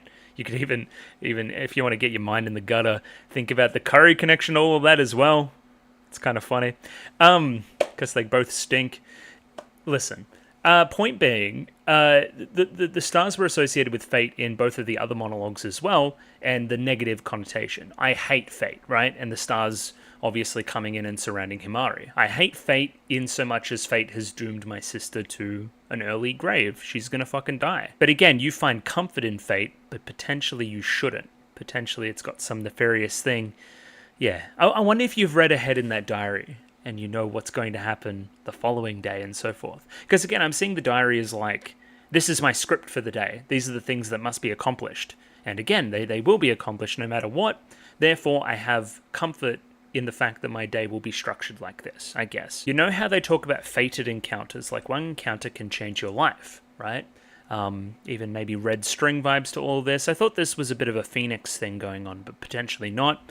Couple of sea creatures here as well. We've had characters associated with seahorses and otters, which is interesting. You're associated with starfish, jellyfish. Don't know what that's about. But yeah, fated encounters, and then we see said fated encounter next episode, right? It's that scene when she was 11 and spied, what's that guy's name? Keiji? Something like that? Keiju Tabuki, or Tabuki-sensei. Such fated encounters are destiny, right? They're fate. So that's why I take comfort in them, because if fate has this diary kind of set out for me, and I'm so assured of the content that I'm going to end up with the person that I love, then fate's such a good thing, right? We also see her here, like, looking in the mirror, making sure she's all pretty and stuff. I think the character animation here is pretty stellar. Again, we're comparing Ringo here with another person who's wearing particular lingerie and dressing a certain way to impress their boyfriend. Boob joke aside, but yeah, you're going to wear that to seduce your boyfriend. Again, you make your way past the lingerie store to want to seduce your would-be boyfriend as well. I would say her perspective here is, despite everything, despite the bad parts that come with fate, right, as we explained here, right, it's hard to accept that your misfortunes are beyond your control, right? But the good part is also good. I have trust in the system. And again, looking on the bright side of life, taking that there is meaning in the sad things as well. When these painful things happen to you, they're only in service of getting you to your overall goal. Taking the ultimate optimistic view of sad and painful things happening. Again, in grand contrast to the two brothers. Is this placing her in the clouds? Which is interesting, insofar as a bird would be placed in the clouds and you want to be seen as a bird because the guy's a bird watcher. Is there anything in that? Potentially. The ornate mirror is also a nice touch, and I think links to some of the fun shoujo roots that the show has with its creators, I think. Yeah, ornate mirror, looking yourself in the mirror, what do you see? Again, checking your reflection, checking on how you're perceived by others. Now, what's very interesting here is that Ringo seems to be a pretty major character. Like, you know, as much as you could be, right? And she's not really in the opening that much. We're still focusing mainly on the main three. I wanted to look up apple symbolism because I've talked about the biblical angle, but there's probably more to it. Now, I know this is probably hog's trollop, but we're going to use Google's AI overview here as a, you know, look at a bunch of different things because I think they're interesting. Love. In Greek mythology, Gaia gave an apple tree to Zeus and Hera as a symbol of their love. This would make sense with the episode, I think, because she's in love with the teacher. Fair enough. Fertility. In Greek mythology, Hera received golden apples as a wedding gift from Zeus, symbolizing fertility. Now, this would be, again, apples have seeds. That would make sense as well. Apples also family tree from that perspective too. Makes sense. Again, even the link to love of family in the family tree there within the apple too. Yeah, there's something in that, for sure. Immortality. Don't really know about immortality. That one's a little bit weird. I've talked about sin and symbolizing the original sin, for sure. And the rest of these, maybe something in education, considering he's a teacher. Students gave apples to teacher to acknowledge the importance of education and promote good health. Yeah, maybe, but probably not. So yeah, a few more lenses there to look at this through. I particularly, again, like the love and fertility lines and the links from the apple, the seed, and linking that to family. I think that's an interesting line to look at Ringo as a character through as well. Because again, I don't know if I explained this specifically, Ringo is the Japanese word for apple. So that's why I'm linking that so hard. I wanted to pause on this particular shot here. It seems like the headdress has made its way to almost deified status. This seems like a shrine within the house, almost like a family shrine as well, a testament to the people that came before them and so forth, right? I am a god. I am very important to your family now. I am literally keeping your sister alive. Again, makes a lot of sense. I think I noted this last week as well, but this is a continuing thing. If we're going to talk about, like, the progression of, like, who's in charge of who, we've got the god, Himari, on top of everything. Then we have the boys, right? Then we have these penguins that are kind of doing their bidding. They're, like, the next level below. And then it seems like bugs are even below that, right? You're constantly using bug spray to kill the bugs, right? Just like, oh yeah, kill bug, kill bug. So it's interesting that it's always Shauma's penguin as well. Does that speak to something with Shauma's personality, that he just wants to kill these bugs as well? Maybe, I don't know. Again, just kind of watching something, right? You have absolute power over this bug's life. You can make the choice to kill them whenever, much like the god with Himari can make the choice to kill her and leave her dead whenever, right? I don't know. Just an interesting one. Don't have much else to say on it. It seems like in the chaos and observing our penguins, Himari has taken the opportunity to put the headdress on again, or the headdress has put itself on her. I'm unsure how that really works. And yeah, she's going to do the whole transformation sequence thing. So yeah. Now, survival strategy is an interesting kind of line read in kind of combination with what I was reading at the end of last week. How Carnival was talking about animals and their survival strategy, so to say, right? Less focused on fate and overall everything and more focused on the immediacy, right? More focused on their needs more than their wants, right? Lower kind of capacity for knowledge and such. They just do what their bodies tell them to do, right? And in that way, isn't their life so much more simple than kind of thinking about the concept of fate or anything? And again, survival strategy to proliferate, right? So they're going to bone. That's kind of what I'm getting from the whole survival strategy thing. I don't know. Now, I don't have much to say about this sequence overall. Clearly, I'm going to watch it a number of times and pick up more and more things as we continue. Specifically here, even pausing here, got 3 thrusters for 3 different people involved in the sequence. Be interesting to see if anybody else ever gets involved in said sequence as well. That could be cool. Also, clearly on a rail, like a train, clearly referencing our whole train and subway motif for the rest of the show, I would say. Even the stars here may be referencing the Destiny. But again, it's very dense. It's clearly on purpose busy, and I have no idea where to even start with the Robo-Bears. But it's a cool sequence. I still really like it. I don't have all the pieces to put everything together yet. Like, I mean, if we're talking about, like, that she comes out of, like, the Robo-Bear's, like, womb, is that anything like the apple stuff I was talking about? Like the seed within the apple and you're being born anew from it. So in that way, is the parents the bears? That could be a lens. Okay. Kind of that darker bear and the white bear, each parent, signifying each parent. That in that way, the white bear here would be the mother, clearly associated with the daughter. And then you would have the father over here, which is the blacker bear, right? This one here, clearly the father's not like pregnant. But also seahorses, the males get pregnant? Whoa, crazy. Maybe more associated with the father and that black bear. I don't know if that's anything. I don't know if I'm speaking nonsense or not, but I saw something there, I think. So expanding upon this somewhat as well, if the bears are the parents, and we're seeing this thing with kind of the people that came before us, and the apple, and, you know, fate, and the long line of family history, and so forth, who made us into who we are today, then this kind of screwing motif to the whole sequence as well is quite interesting. You see a phallic object here. I would describe it as phallic, potentially, if we want to behave here. Yeah, kind of flying through the air and screwing into this thing, and then it kind of turns into a couple bears that get pregnant and then just, like, have the people in it. Do you know what I mean? Like, are you seeing what I'm seeing there? I think that's kind of what we're getting at, and again would kind of explain the familial connection between the characters that are present. Yeah, I'm seeing something there. I think that's what we're getting at. Now, what's interesting here is that Hamari in this form, this god version, is almost like their diary, so to say. So again, in order to find the penguin drum, in order to attain what you want to attain, right, and do my bidding or whatever, because I'm like literally holding your sister hostage, you must go here at this time and complete this task, right? That's almost very similar to the diary setting out what Ringo has to do each day, right? That's almost a connection, I think. Also, noticeably, Shauma is way more shocked and Kamba is way more used to it.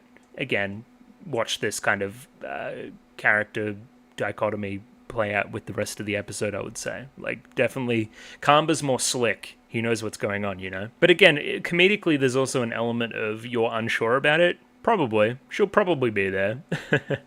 That's an interesting one. I don't know. Like, again, so much discussion about fate, and then you're just like, oh yeah, it'll probably happen. What do you mean probably? That's completely antithetical to the rest of the show. And Shauma is right here. Making us responsible for something based on a probably is unfair. What if she isn't there? You said she'd probably be there. So if she's not there, we just lose, and you kill our sister? That's unfair. That's completely correct. And upon asking said questions, gets kind of kicked out of the illusion, so to say. And then let's initiate the survival strategy, and then Kamba sticks around, again, keeping an eye on it. After a small sequence in which we explain some context, again, this is a weekly, show that is being viewed by people, therefore context like that kind of line there is important, just kind of explaining what's even going on. Then we get onto this sequence. I'm forgetting they had a name. I'm going to get the name eventually. But these two girls, again, our Shadow Girls equivalent, have something going on here in their little ad on the background, kind of, warning against molestation or whatever else, touching people on the train.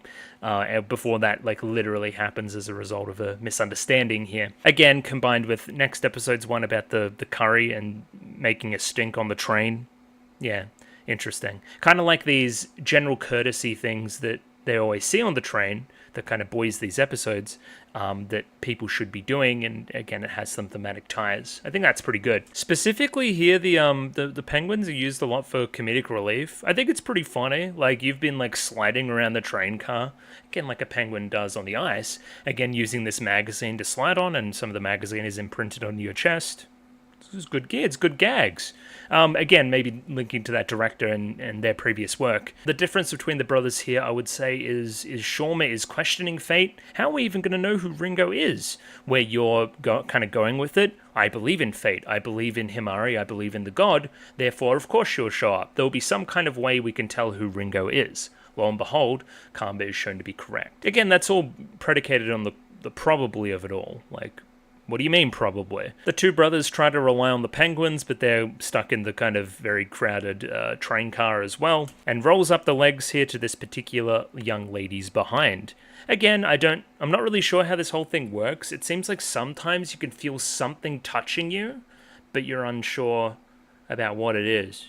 Again, they're just playing fast and loose with it, I think, but she feels this is an ass grab, feels like she's being touched by somebody, turns and starts to blame Shauma. I remember noting that I liked this character's design last week, and I still agree. I think it's all in the lips. I think the lips are a great touch on this design. And again, this puts it all together for us, because we're pretty sure we know who Ringo is at this point, right? At least I had a pretty good inkling. If you're friends with her, then that's how we're going to associate. In that way, the penguins are kind of associated with the fate here, so to say. Does that make any sense? Like, penguins are associated with making this encounter happen, which again associates them with Ringo. Who's in control of the penguins really? Is it us or is it God? There's an interesting conversation there to be had. Another one I was seeing, it's only as a result of the God that the boys left and started chasing Ringo today and then didn't make their way to school, which resulted in the teacher contacting Himari. So again, who's really responsible for anything there? Is the god pulling the strings all over the place? They get a lot of mileage here about comedically re-explaining the premise as well, and how ridiculous it would be to try to explain this phenomenon like that. I think that's good gear. As I keep waffling on about every single second, they're clearly building a pretty strong dichotomy between Kamba and Shauma. Shauma, nervous, doesn't really believe in himself, not self-assured, struggles to come up with ideas, very negative in a lot of ways, where you're almost very self-assured. And again, how does this tie into the overall themes and the overall message of the show? How does that tie into the two associated characters from Night on the Galactic Railroad, which we talked about at the start of the episode? Unsure. Rose's Utena reference? Maybe. Or maybe just a more broad kind of Ikemen shoujo thing. Maybe. Pink roses were Utena's rose, though. Think about it. I don't know. Either way, these two characters lock eyes for but a moment. That one character before mentioned Ringo. This is Ringo. The boys now know who they're chasing after. So they have to act quick. Shauma, you chase after her. Kamba's gonna go prepare something. Does this guy continue to be faceless? Was he faceless in the first episode? That's kind of funny. Yamashita, which I believe is his, like, school friend or whatever. And then again, Baby Shauma, which is like little bro, second Takakura, or whatever they called him last week. Hey, he's finally found love. It's a flip on that scene from the first episode, where you're interested in the girls, and he's not. Now, he wants to chase them, and you're finding that a little bit odd. But again, the weird flip is that, hey, I'm not into girls because I'm into girls. I'm not chasing to a all-girls private school because of the girls. I'm doing it for my little sister. Odd. Now again, I don't want to say all the things that are running through my mind when one of your first thoughts about getting into a girls' private school is to cross-dress. But I don't know, it just... Kamba wouldn't cross-dress, that's all I'm trying to say. Now this is interesting too. Kamba here says that he used to go out with a girl who was interested in this kind of thing, that being hacking. That's why he has a thumb drive with all these different kind of profiles of all the girls on it, right? We also reference in the following episode, he used to go out with a model. Is this the same girlfriend? Is this a character we're going to see in the show at some point? Potentially, I don't know. But yeah, or we're specifically referencing Kamba and his promiscuousness, that he has a lot of girlfriends, which again makes sense with what I'm characterizing his character as, right? A person who believes in himself, believes in fate, and kind of very gung-ho, that kind of thing. Again, more broadly masculine than feminine, I would say. Again, it's all about little broing little bro, like constantly, right? Like, I'm better than you. I'm number one, you're number two. Even if he doesn't realize it, and Shauma just kind of goes with it, that's clearly what Kamba's doing. Very aggressive and territorial, very testosterone-y even, right? Like, that's the kind of vibe I'm getting off the guy. Either way, cue absolutely ridiculous sequence where we're going to follow a camera in which we put on the penguins, which nobody can see the penguins, so we're going to use it to spy on people. And again, Shawma's the one that has the moral concerns here, where Kamba just kind of goes with it, right? If it's for Himari, then we must do it. Again, it's meant to be ridiculous. We're meant to look at this and go, oh my god, I can't believe our main characters are resorting to this. It's meant to be like a comedic premise, right? And then, again, it gets its flip by the very end, where we find out that Ringo is an even worse stalker, right? That's kind of funny. Again, do you really think we should be doing this, having moral concerns about the whole thing? Where again, Kamba doesn't care, he just thinks there's no consequences to it, she'll never know it happened, so what's the harm? Where Shawma is plagued with guilt. Interesting. Yeah, specifically here, it feels like if you touch them like between the legs or something, or like on their ass, they kind of feel it, but other than that, they don't. I don't know, it's weird. Again, are we going to read into which penguin is between her legs and which one is digging into the bag elsewhere? Is there something in that? This is penguin number 1, this is Kamba's penguin, this is penguin number 2, this is Shawma's penguin, right? Why would one of the penguins look between her legs? Is he horny? Yes, Kamba's very horny for his sister. I like this to it all as well. There's these little kind of lower thirds just explaining things sometimes. A little bit of that Monogatari-esque text on screen stuff I was talking about last week. Just a reminder to the audience that she can't see the penguins, which again, I think that shot illustrates quite well, leads to this penguin getting anally penetrated. In comparison to the other penguins, Sun-chan here, which we've nicknamed this penguin with the bow, just seems kind of chill. We're just chilling, staying at home all day, just doing whatever Himari wants. Now, is this just another pretty blonde lady, or is this the lady from episode 3? Maybe, I don't know. He could have a model wife. Their name is Double H. I must commit this to memory. Double H, Double H, Double H. And these are also the 2 girls that she's dancing with and doing whatever else with in the ED. So, fun, I guess. This is the first time meeting the teacher of the 2 boys, right? So they didn't show up, they didn't attend roll call, therefore somebody gets called. They don't have parents, so I guess it's the little sister who has to kind of in turn act like the parent. Now, what I'm seeing is fun, like this dichotomy of Himari. We have the god Himari who's like telling them to do this. You must do this today, otherwise I'll die. And then Himari on the other side who doesn't understand, that scolds them for missing school that day. When again, that's what you like literally told me to do. You don't understand, but I have to do this so you stay alive. Yeah, again, this kind of stuff. Very Nowazaki-kun for sure. Just fun little side jokes and stuff. Clearly the thing here is that you thought that the meeting on the train was maybe a meeting of fate with a new potential lover or something, and again, you're infatuated, where again, you have your own different, separate infatuation which you're focused on right now. Now again, specifically here, watch this penguin, watch the number on the back, that's number 1. This is the penguin that also looks at the pussy. So like...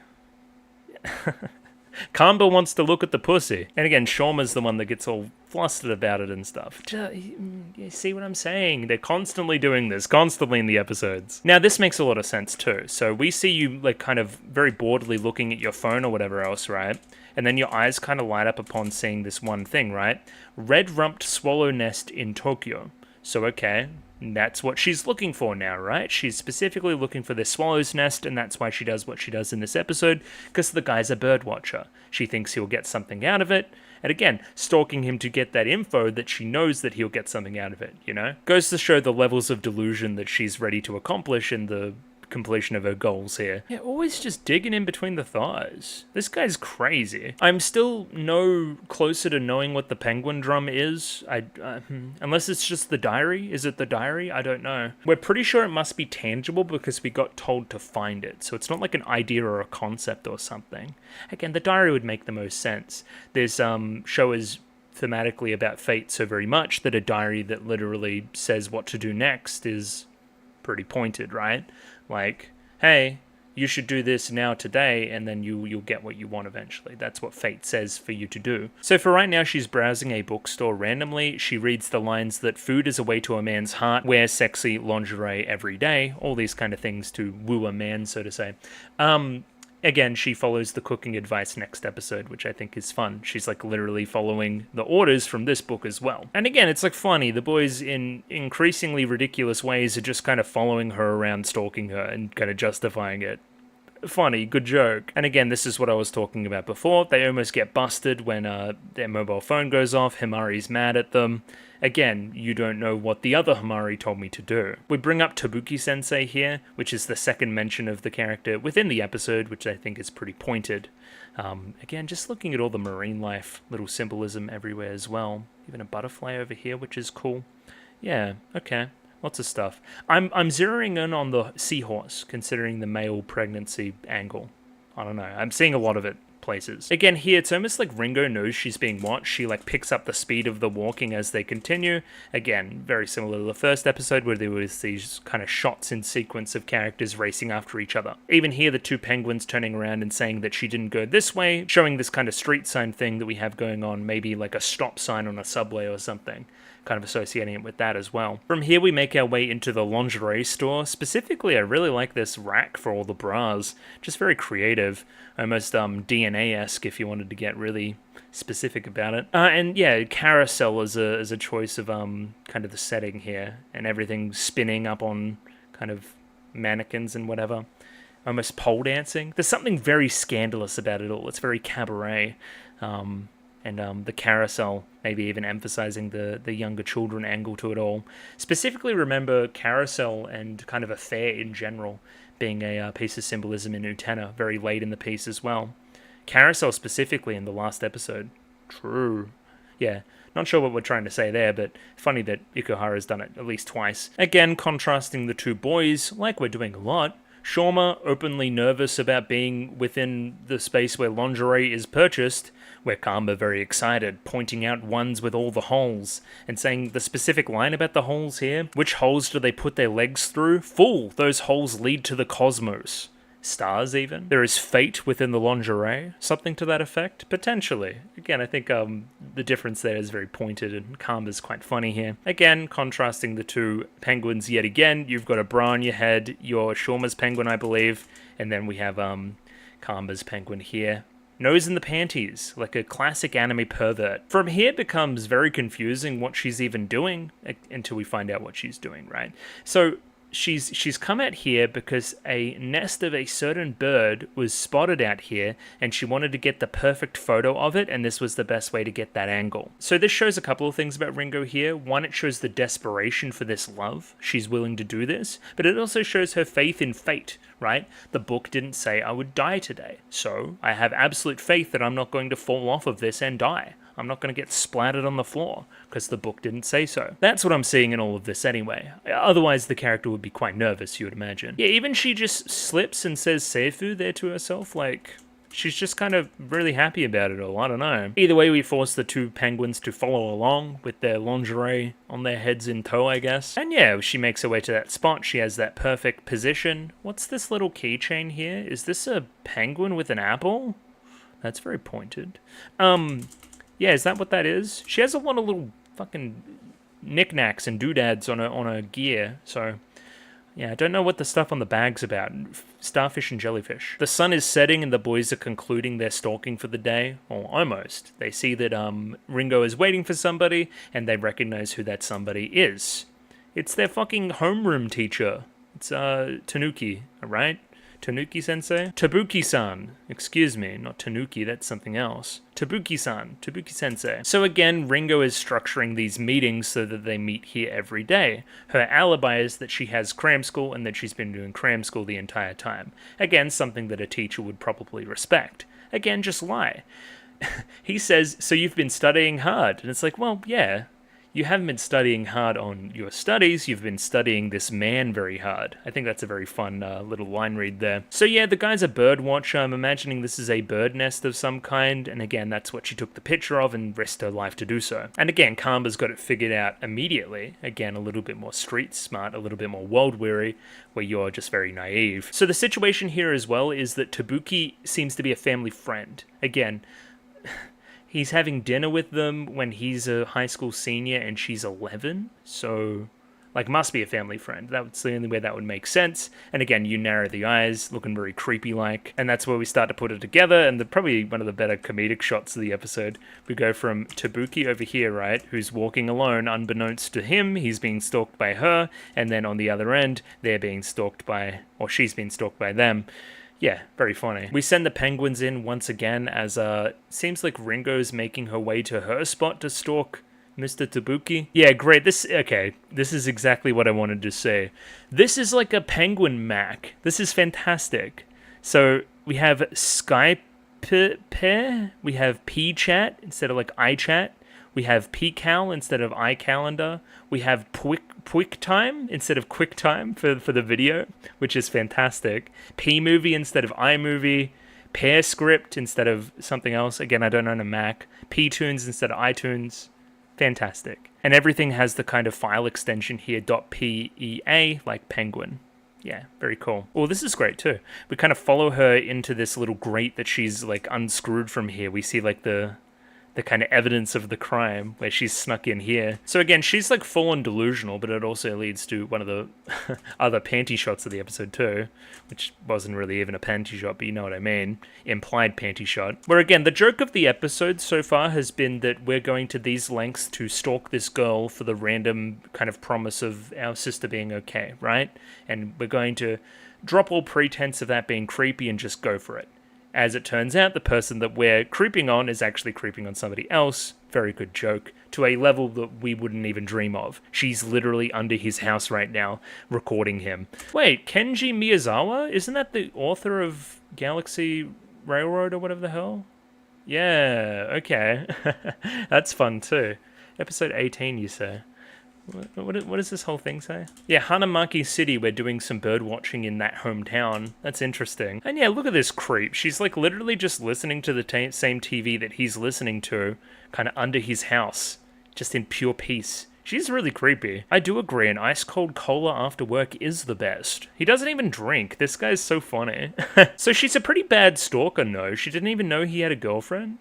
Anyway. I digress. From here, very importantly, we find the diary. The diary has a Japanese temple and a couple of fish on it, which probably have some kind of symbolism to them. They intertwine. It's almost like fates intertwining, you could say. And yeah, we don't really get much to do with the book right this second. Like, we just kind of see it. I wish I could read Japanese so I could tell you what all of this says, but we know that, again, you won't sleep alone or won't eat dinner alone or you won't watch TV alone for long because I've got a grand plan in place by which I'm going to be with you, essentially. That's what the book says. I found a swallow's nest in Ikebukuro. Tabuki was really surprised when I showed him the picture. And it's like, it's okay. The future is already written right here. Nothing in this world is pointless. I believe in fate. So I'm going to stamp that this happened with the destiny apple symbol, right?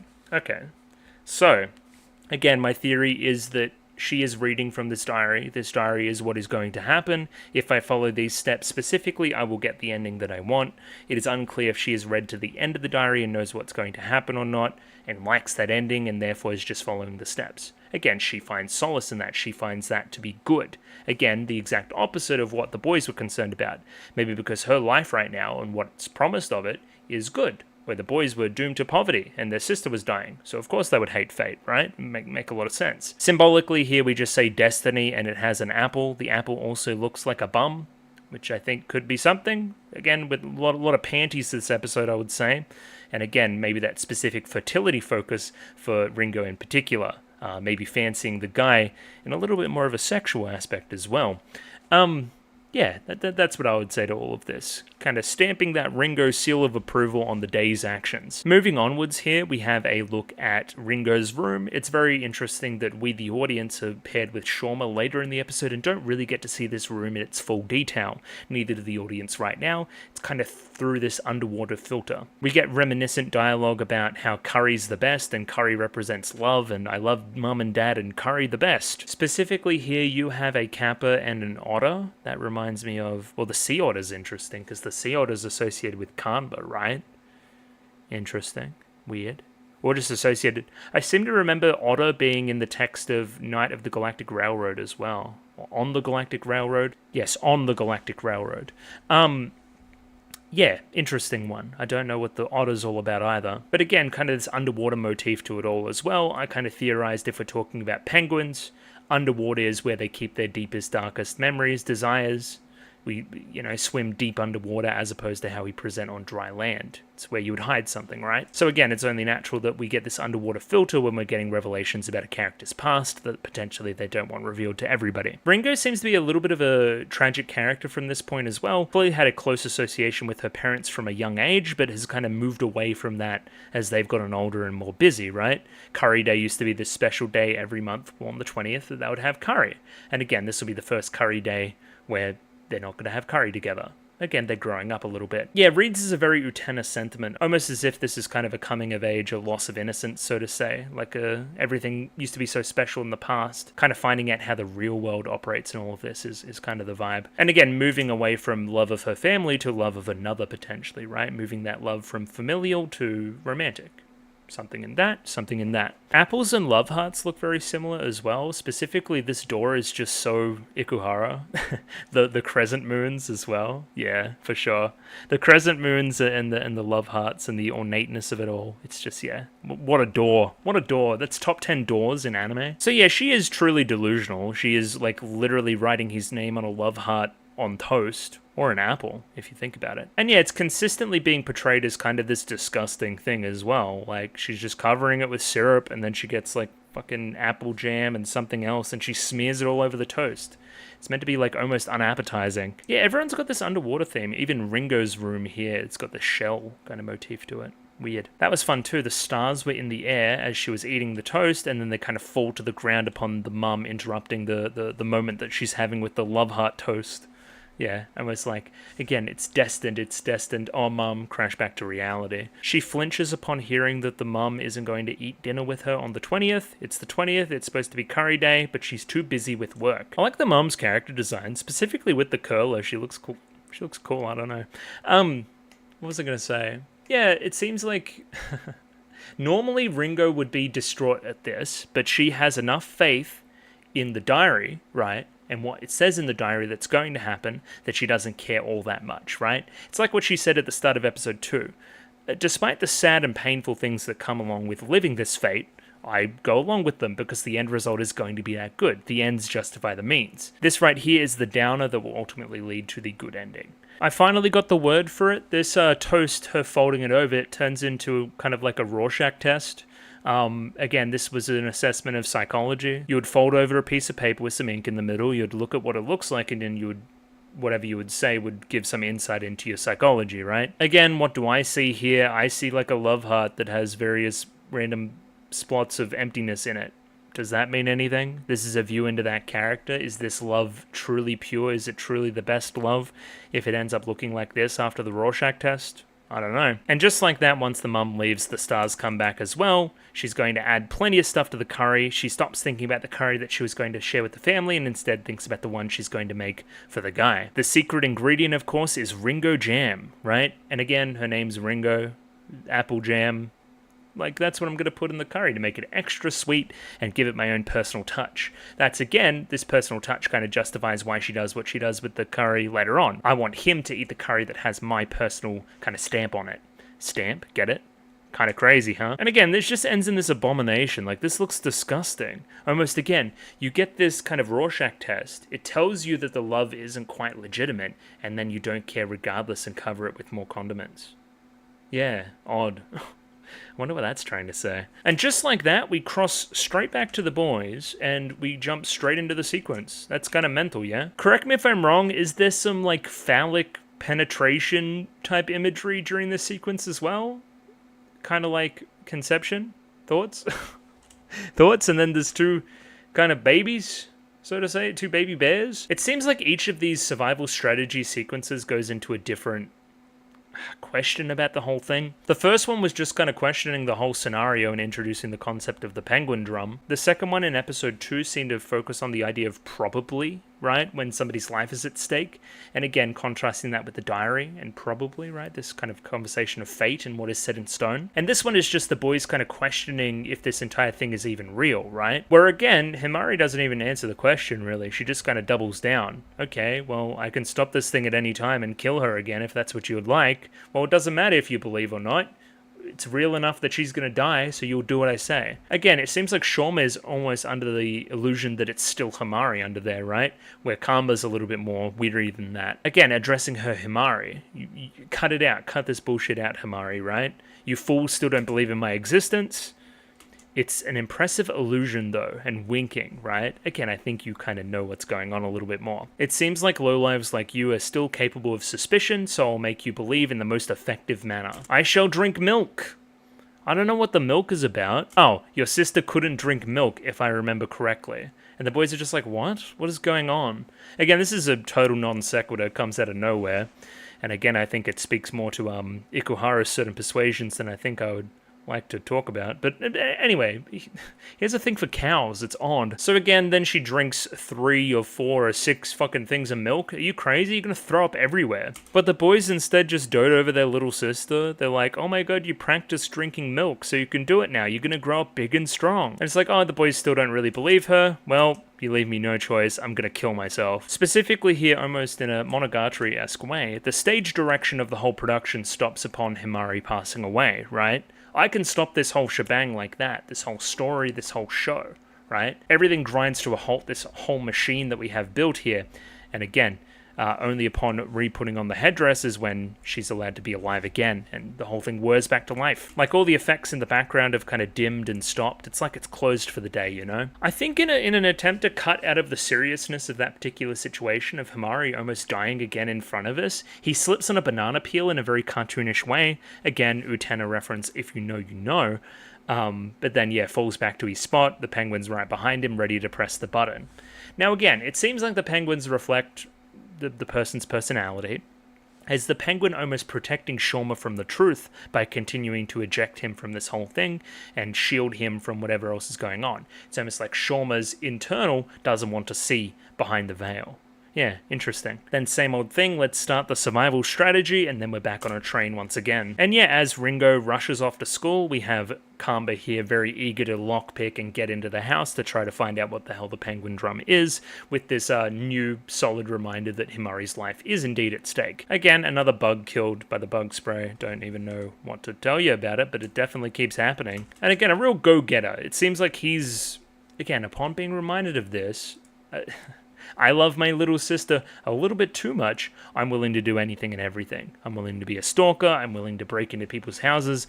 I'm willing to go into her bedroom. Almost this fucking Western motif going on here as well with the whistling. I think that's pretty clever. What is the eating of the plums meant to signify? I don't know. Maybe Shoma's just hungry. I'm pretty hungry at the moment. I could use some plums. Interesting that in that scene, Kanba goes straight for looking through the belongings and, you know, ruffling through all that stuff. Shoma's a little bit more unsure. He looks at the calendar. Again, it's just that difference in the characters I want to continue to emphasize. We now get a bit of a second-person perspective look at... We get second-hand information about Kanba here. According to a friend at cram school, he used to date this model. Asami Kuho is her name. And again, you just don't care at all. You're way more focused on your fucking teacher boyfriend or whatever. Girls who are nothing but a pretty face are no fun. Apparently Kanba said that about the model. And again, stopped going after the model to go after his sister. Odd. Again, it's interesting that we have this line and then we have Ringo on screen. Girls who are nothing but a pretty face. Are you thinking that potentially that connection that that Tabuki has with his girlfriend is that, right? She's just pretty. Where I have this stronger connection. It's almost fate. It's almost destined that I need to be with him, and again leads you to do what you do in this episode. Shoma objects to Kanba going into Ringo's room here. Again, it's a moral issue for you, but you see as the ends justify the means, considering she's a bad person. Again, two wrongs don't make a right in my opinion. Just because she's a horrendous stalker doesn't mean that you should be a stalker as well. And again, if you can't go in, then I will. Obviously the go-getter of the two. Shoma closes his eyes and puts his head off to the side. Kanba comes back to him and puts their heads together. And again, just kind of thinks for a moment. And again, save your innocence for Himari. Almost like break your innocence by walking through this and looking at this door. Push your limits for Himari. Do things out of your comfort zone for her, right? The ends will justify the means. Absolute belief in fate and a little bit questioning it. Yeah, something going on here for sure. Again, drop the act. Be a little bit more like me for Himari's sake. But I don't think that's who you are deep down. And again, ultimately, this penguin off to the side eating plums instead of focusing on any of this. Again, this is where Shauma's mind wants to be, not even confronting the question of if this is morally correct. Just as we're peering into Ringo's innocence, into her room, into her private belongings, right, as kind of represented by that first scene of the episode, we have Ringo almost deeply peering into ours, right? It's almost like she's involving the audience and jumping into their personal space with this shot selection. I think it's pretty clever. Again, she is a stalker. She gets too close to people. This is very similar to what she's doing, intruding upon Tabuki's house a little bit later on. Again, just way too close, a little bit creepy. Yeah, this is like the pervert penguin. Again, Kamba's penguin just finds panties behind here and just wants to kind of look at them. They're also shining like a video game. In looking for these panties, it seems that the Kamba's penguin here has gotten stuck in a kind of glue trap for a mouse, something to that effect, an adhesive trap, which stays on his face during the duration of the episode, trying to pull it off. Now, what is that trying to say about Kanba? I'm unsure. Weird one. Oh no, it's very clearly, okay, we were poking around where we shouldn't belong and got trapped, which is what happens in the episode, right? They're poking around right now where they shouldn't belong, and then, lo and behold, she's at the door and she opens and she comes in. Now the boys are trapped, much like he's trapped in the trap as well. Again, as the boys are trying to slip out of the trap, you're trying to pull the trap off the penguin's face as well. Pretty clever. I like it. Again, I do like this kind of like almost biblical importance she puts on curry and making this meal. Again, it befits her character. So invested within fate that everything, even way back down the line to my ancestors, they must have been obsessed with curry as well. Maybe talking to that apple family tree kind of idea as well. Again, our forefathers, our ancestors must have been experiencing very similar things. Therefore, it is destined that I will experience the same things as well. But again, it has this ridiculous bend to it. It's comedic. It's funny as well, right? As well as getting the themes of the show across. Specifically, again, relating it to a family recipe, grinding apples into the curry to make it extra sweet. Listening to the curry, those whispers of the ingredients as they try to get tastier in order to make him happy. And then almost bird watching in the visual as well. Yeah, very, very interesting. Yeah, two birds together. Another bird has flown in potentially. Is this the girlfriend? Again, you have to eat curry with the people you love. That's the rules. We see the establishment of said rule back in 2006. So again, the show isn't actually set in the past. It's set in the present day for the show, which is 2011. So 5 or so years ago, where we have an 11-year-old Ringo who, you know, saw Tabuki, who seemed radiant, and then the fate has been ridden since that day. On that curry day, March 20th, so very long ago. And again, we have Keiju Tabuki here.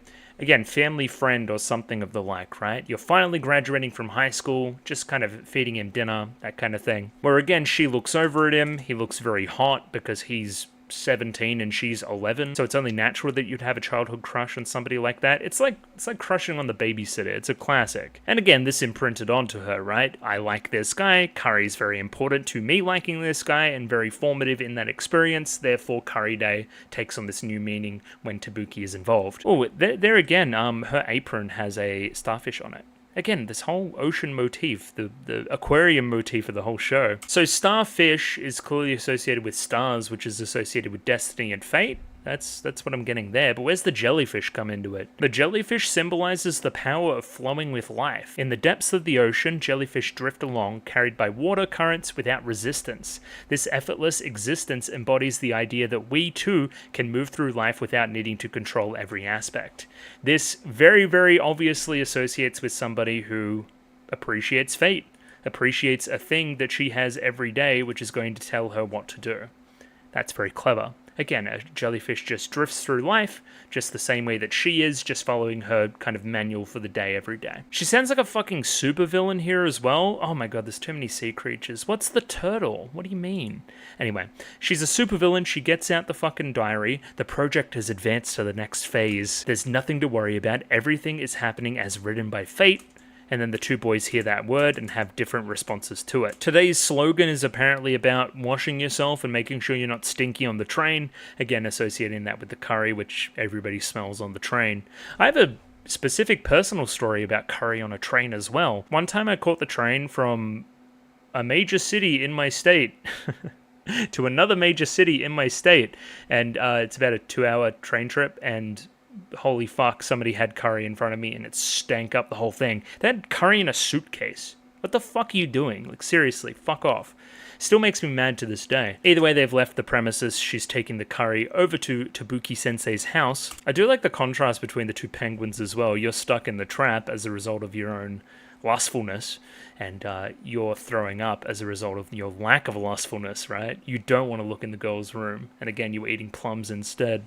Again, both end up in pretty bad spots. Either way, she makes her way to Tabuki-sensei's house, and we get a little bit of a dream sequence to start. You knock on the door, and this is how you would imagine it all looks. Shiny shoujo Mr. Tabuki opens the door and invites you in. And again, he eats the curry, he praises her as being a potentially good wife. And again, in retrospect, it's pretty obvious that this is fantasy now, but I thought it was true in the moment. And again, she promises to make more in the future, potentially for the whole bird-watching gang. Being a good wife after all, and getting the rewards that you want to associate with that. I don't know, it's weird. Again, I would do anything for you, blah, blah, blah, blah, and then we're out of the kind of illusion there. Anything. Gets a little bit racy after that, I reckon. And then again, there's the point of contrast. You think that Tabuki's back knocking on the door. No, it is a romantic rival in love that has delivered some curry. And again, that it's almost that same shot, right? This shot here versus the shot of Tabuki there when he kind of opens the door. Like here, like same kind of framing, right? Between that and the shot of the woman here, right? Like same framing, and then we kind of dim it from there. It's like, that's not what I wanted from my fantasy. That's not what I saw. That's a woman's face, not a man's. And we do that same thing we did from episode 1, I believe. We cut the frames out of the animation. We go straight from there to there without any frames. I think it's quite comedic and really funny. Obviously a choice. So now the stalker has been introduced to the girlfriend, and this is how she feels about it. Oh, fuck. She has dinner on the stove already. She's making curry today. It's a curry rivalry. Now, again, we must remember the rest of the episode, what's happened before. We're associating this curry with love, with familial love, with the connection between my parents that used to be oh so close. I can't let these two share that connection. This is the special thing that me and Tabuki have. This is why she makes the decisions that she makes. She's borderline delusional, and again, wants to love Mr. Tabuki exclusively. Again, what should I do? The plan is ruined. He has to eat my curry today. That's what fate tells me that needs to happen as well, which is a really, really fun connection. Again, he needs to eat it today. I need to force that to happen if I want the end result of the diary to make sense. If I want the ending of my story even to make sense in a very meta sense. Ringo sees an opening as Tabuki has brought in some yogurt and they're distracted momentarily. She's going to do the great curry switch. This shows how serious she is about it as well. Probably the darkest moment of the episode, where she's willing and able to injure herself to make this prophecy come true. Again, we play it comedically, but she burnt the fuck out of her hands just to swap over some curries. You are delulu. You are crazy. And again, just like that, she slips away, and I don't know what the hell a fabulous Max is, but she definitely says it, and I love it. Fabulous Max. Yeah, fantastic. Love it. Why is there rainbow on that sub as well? It's so great. Is her vibe that she's foreign, right? That she's a Westerner, based on the blonde hair and the random bit of English? Should I Google Fabulous Max? Potentially. When I Google Fabulous Max, the only thing that comes up is more Penguindrum stuff, so I'm imagining that it's a Penguindrum exclusive thing, which is funny. Either way, walking out of the sunset, walking out of the sun, and again, it went as it faded. I did the good thing, I won. Doesn't look like you won from all this red lighting and stuff. It looks like you lost. And again, getting a little bit yandere about it all. The woman doesn't compare to the bond that we share and that kind of thing.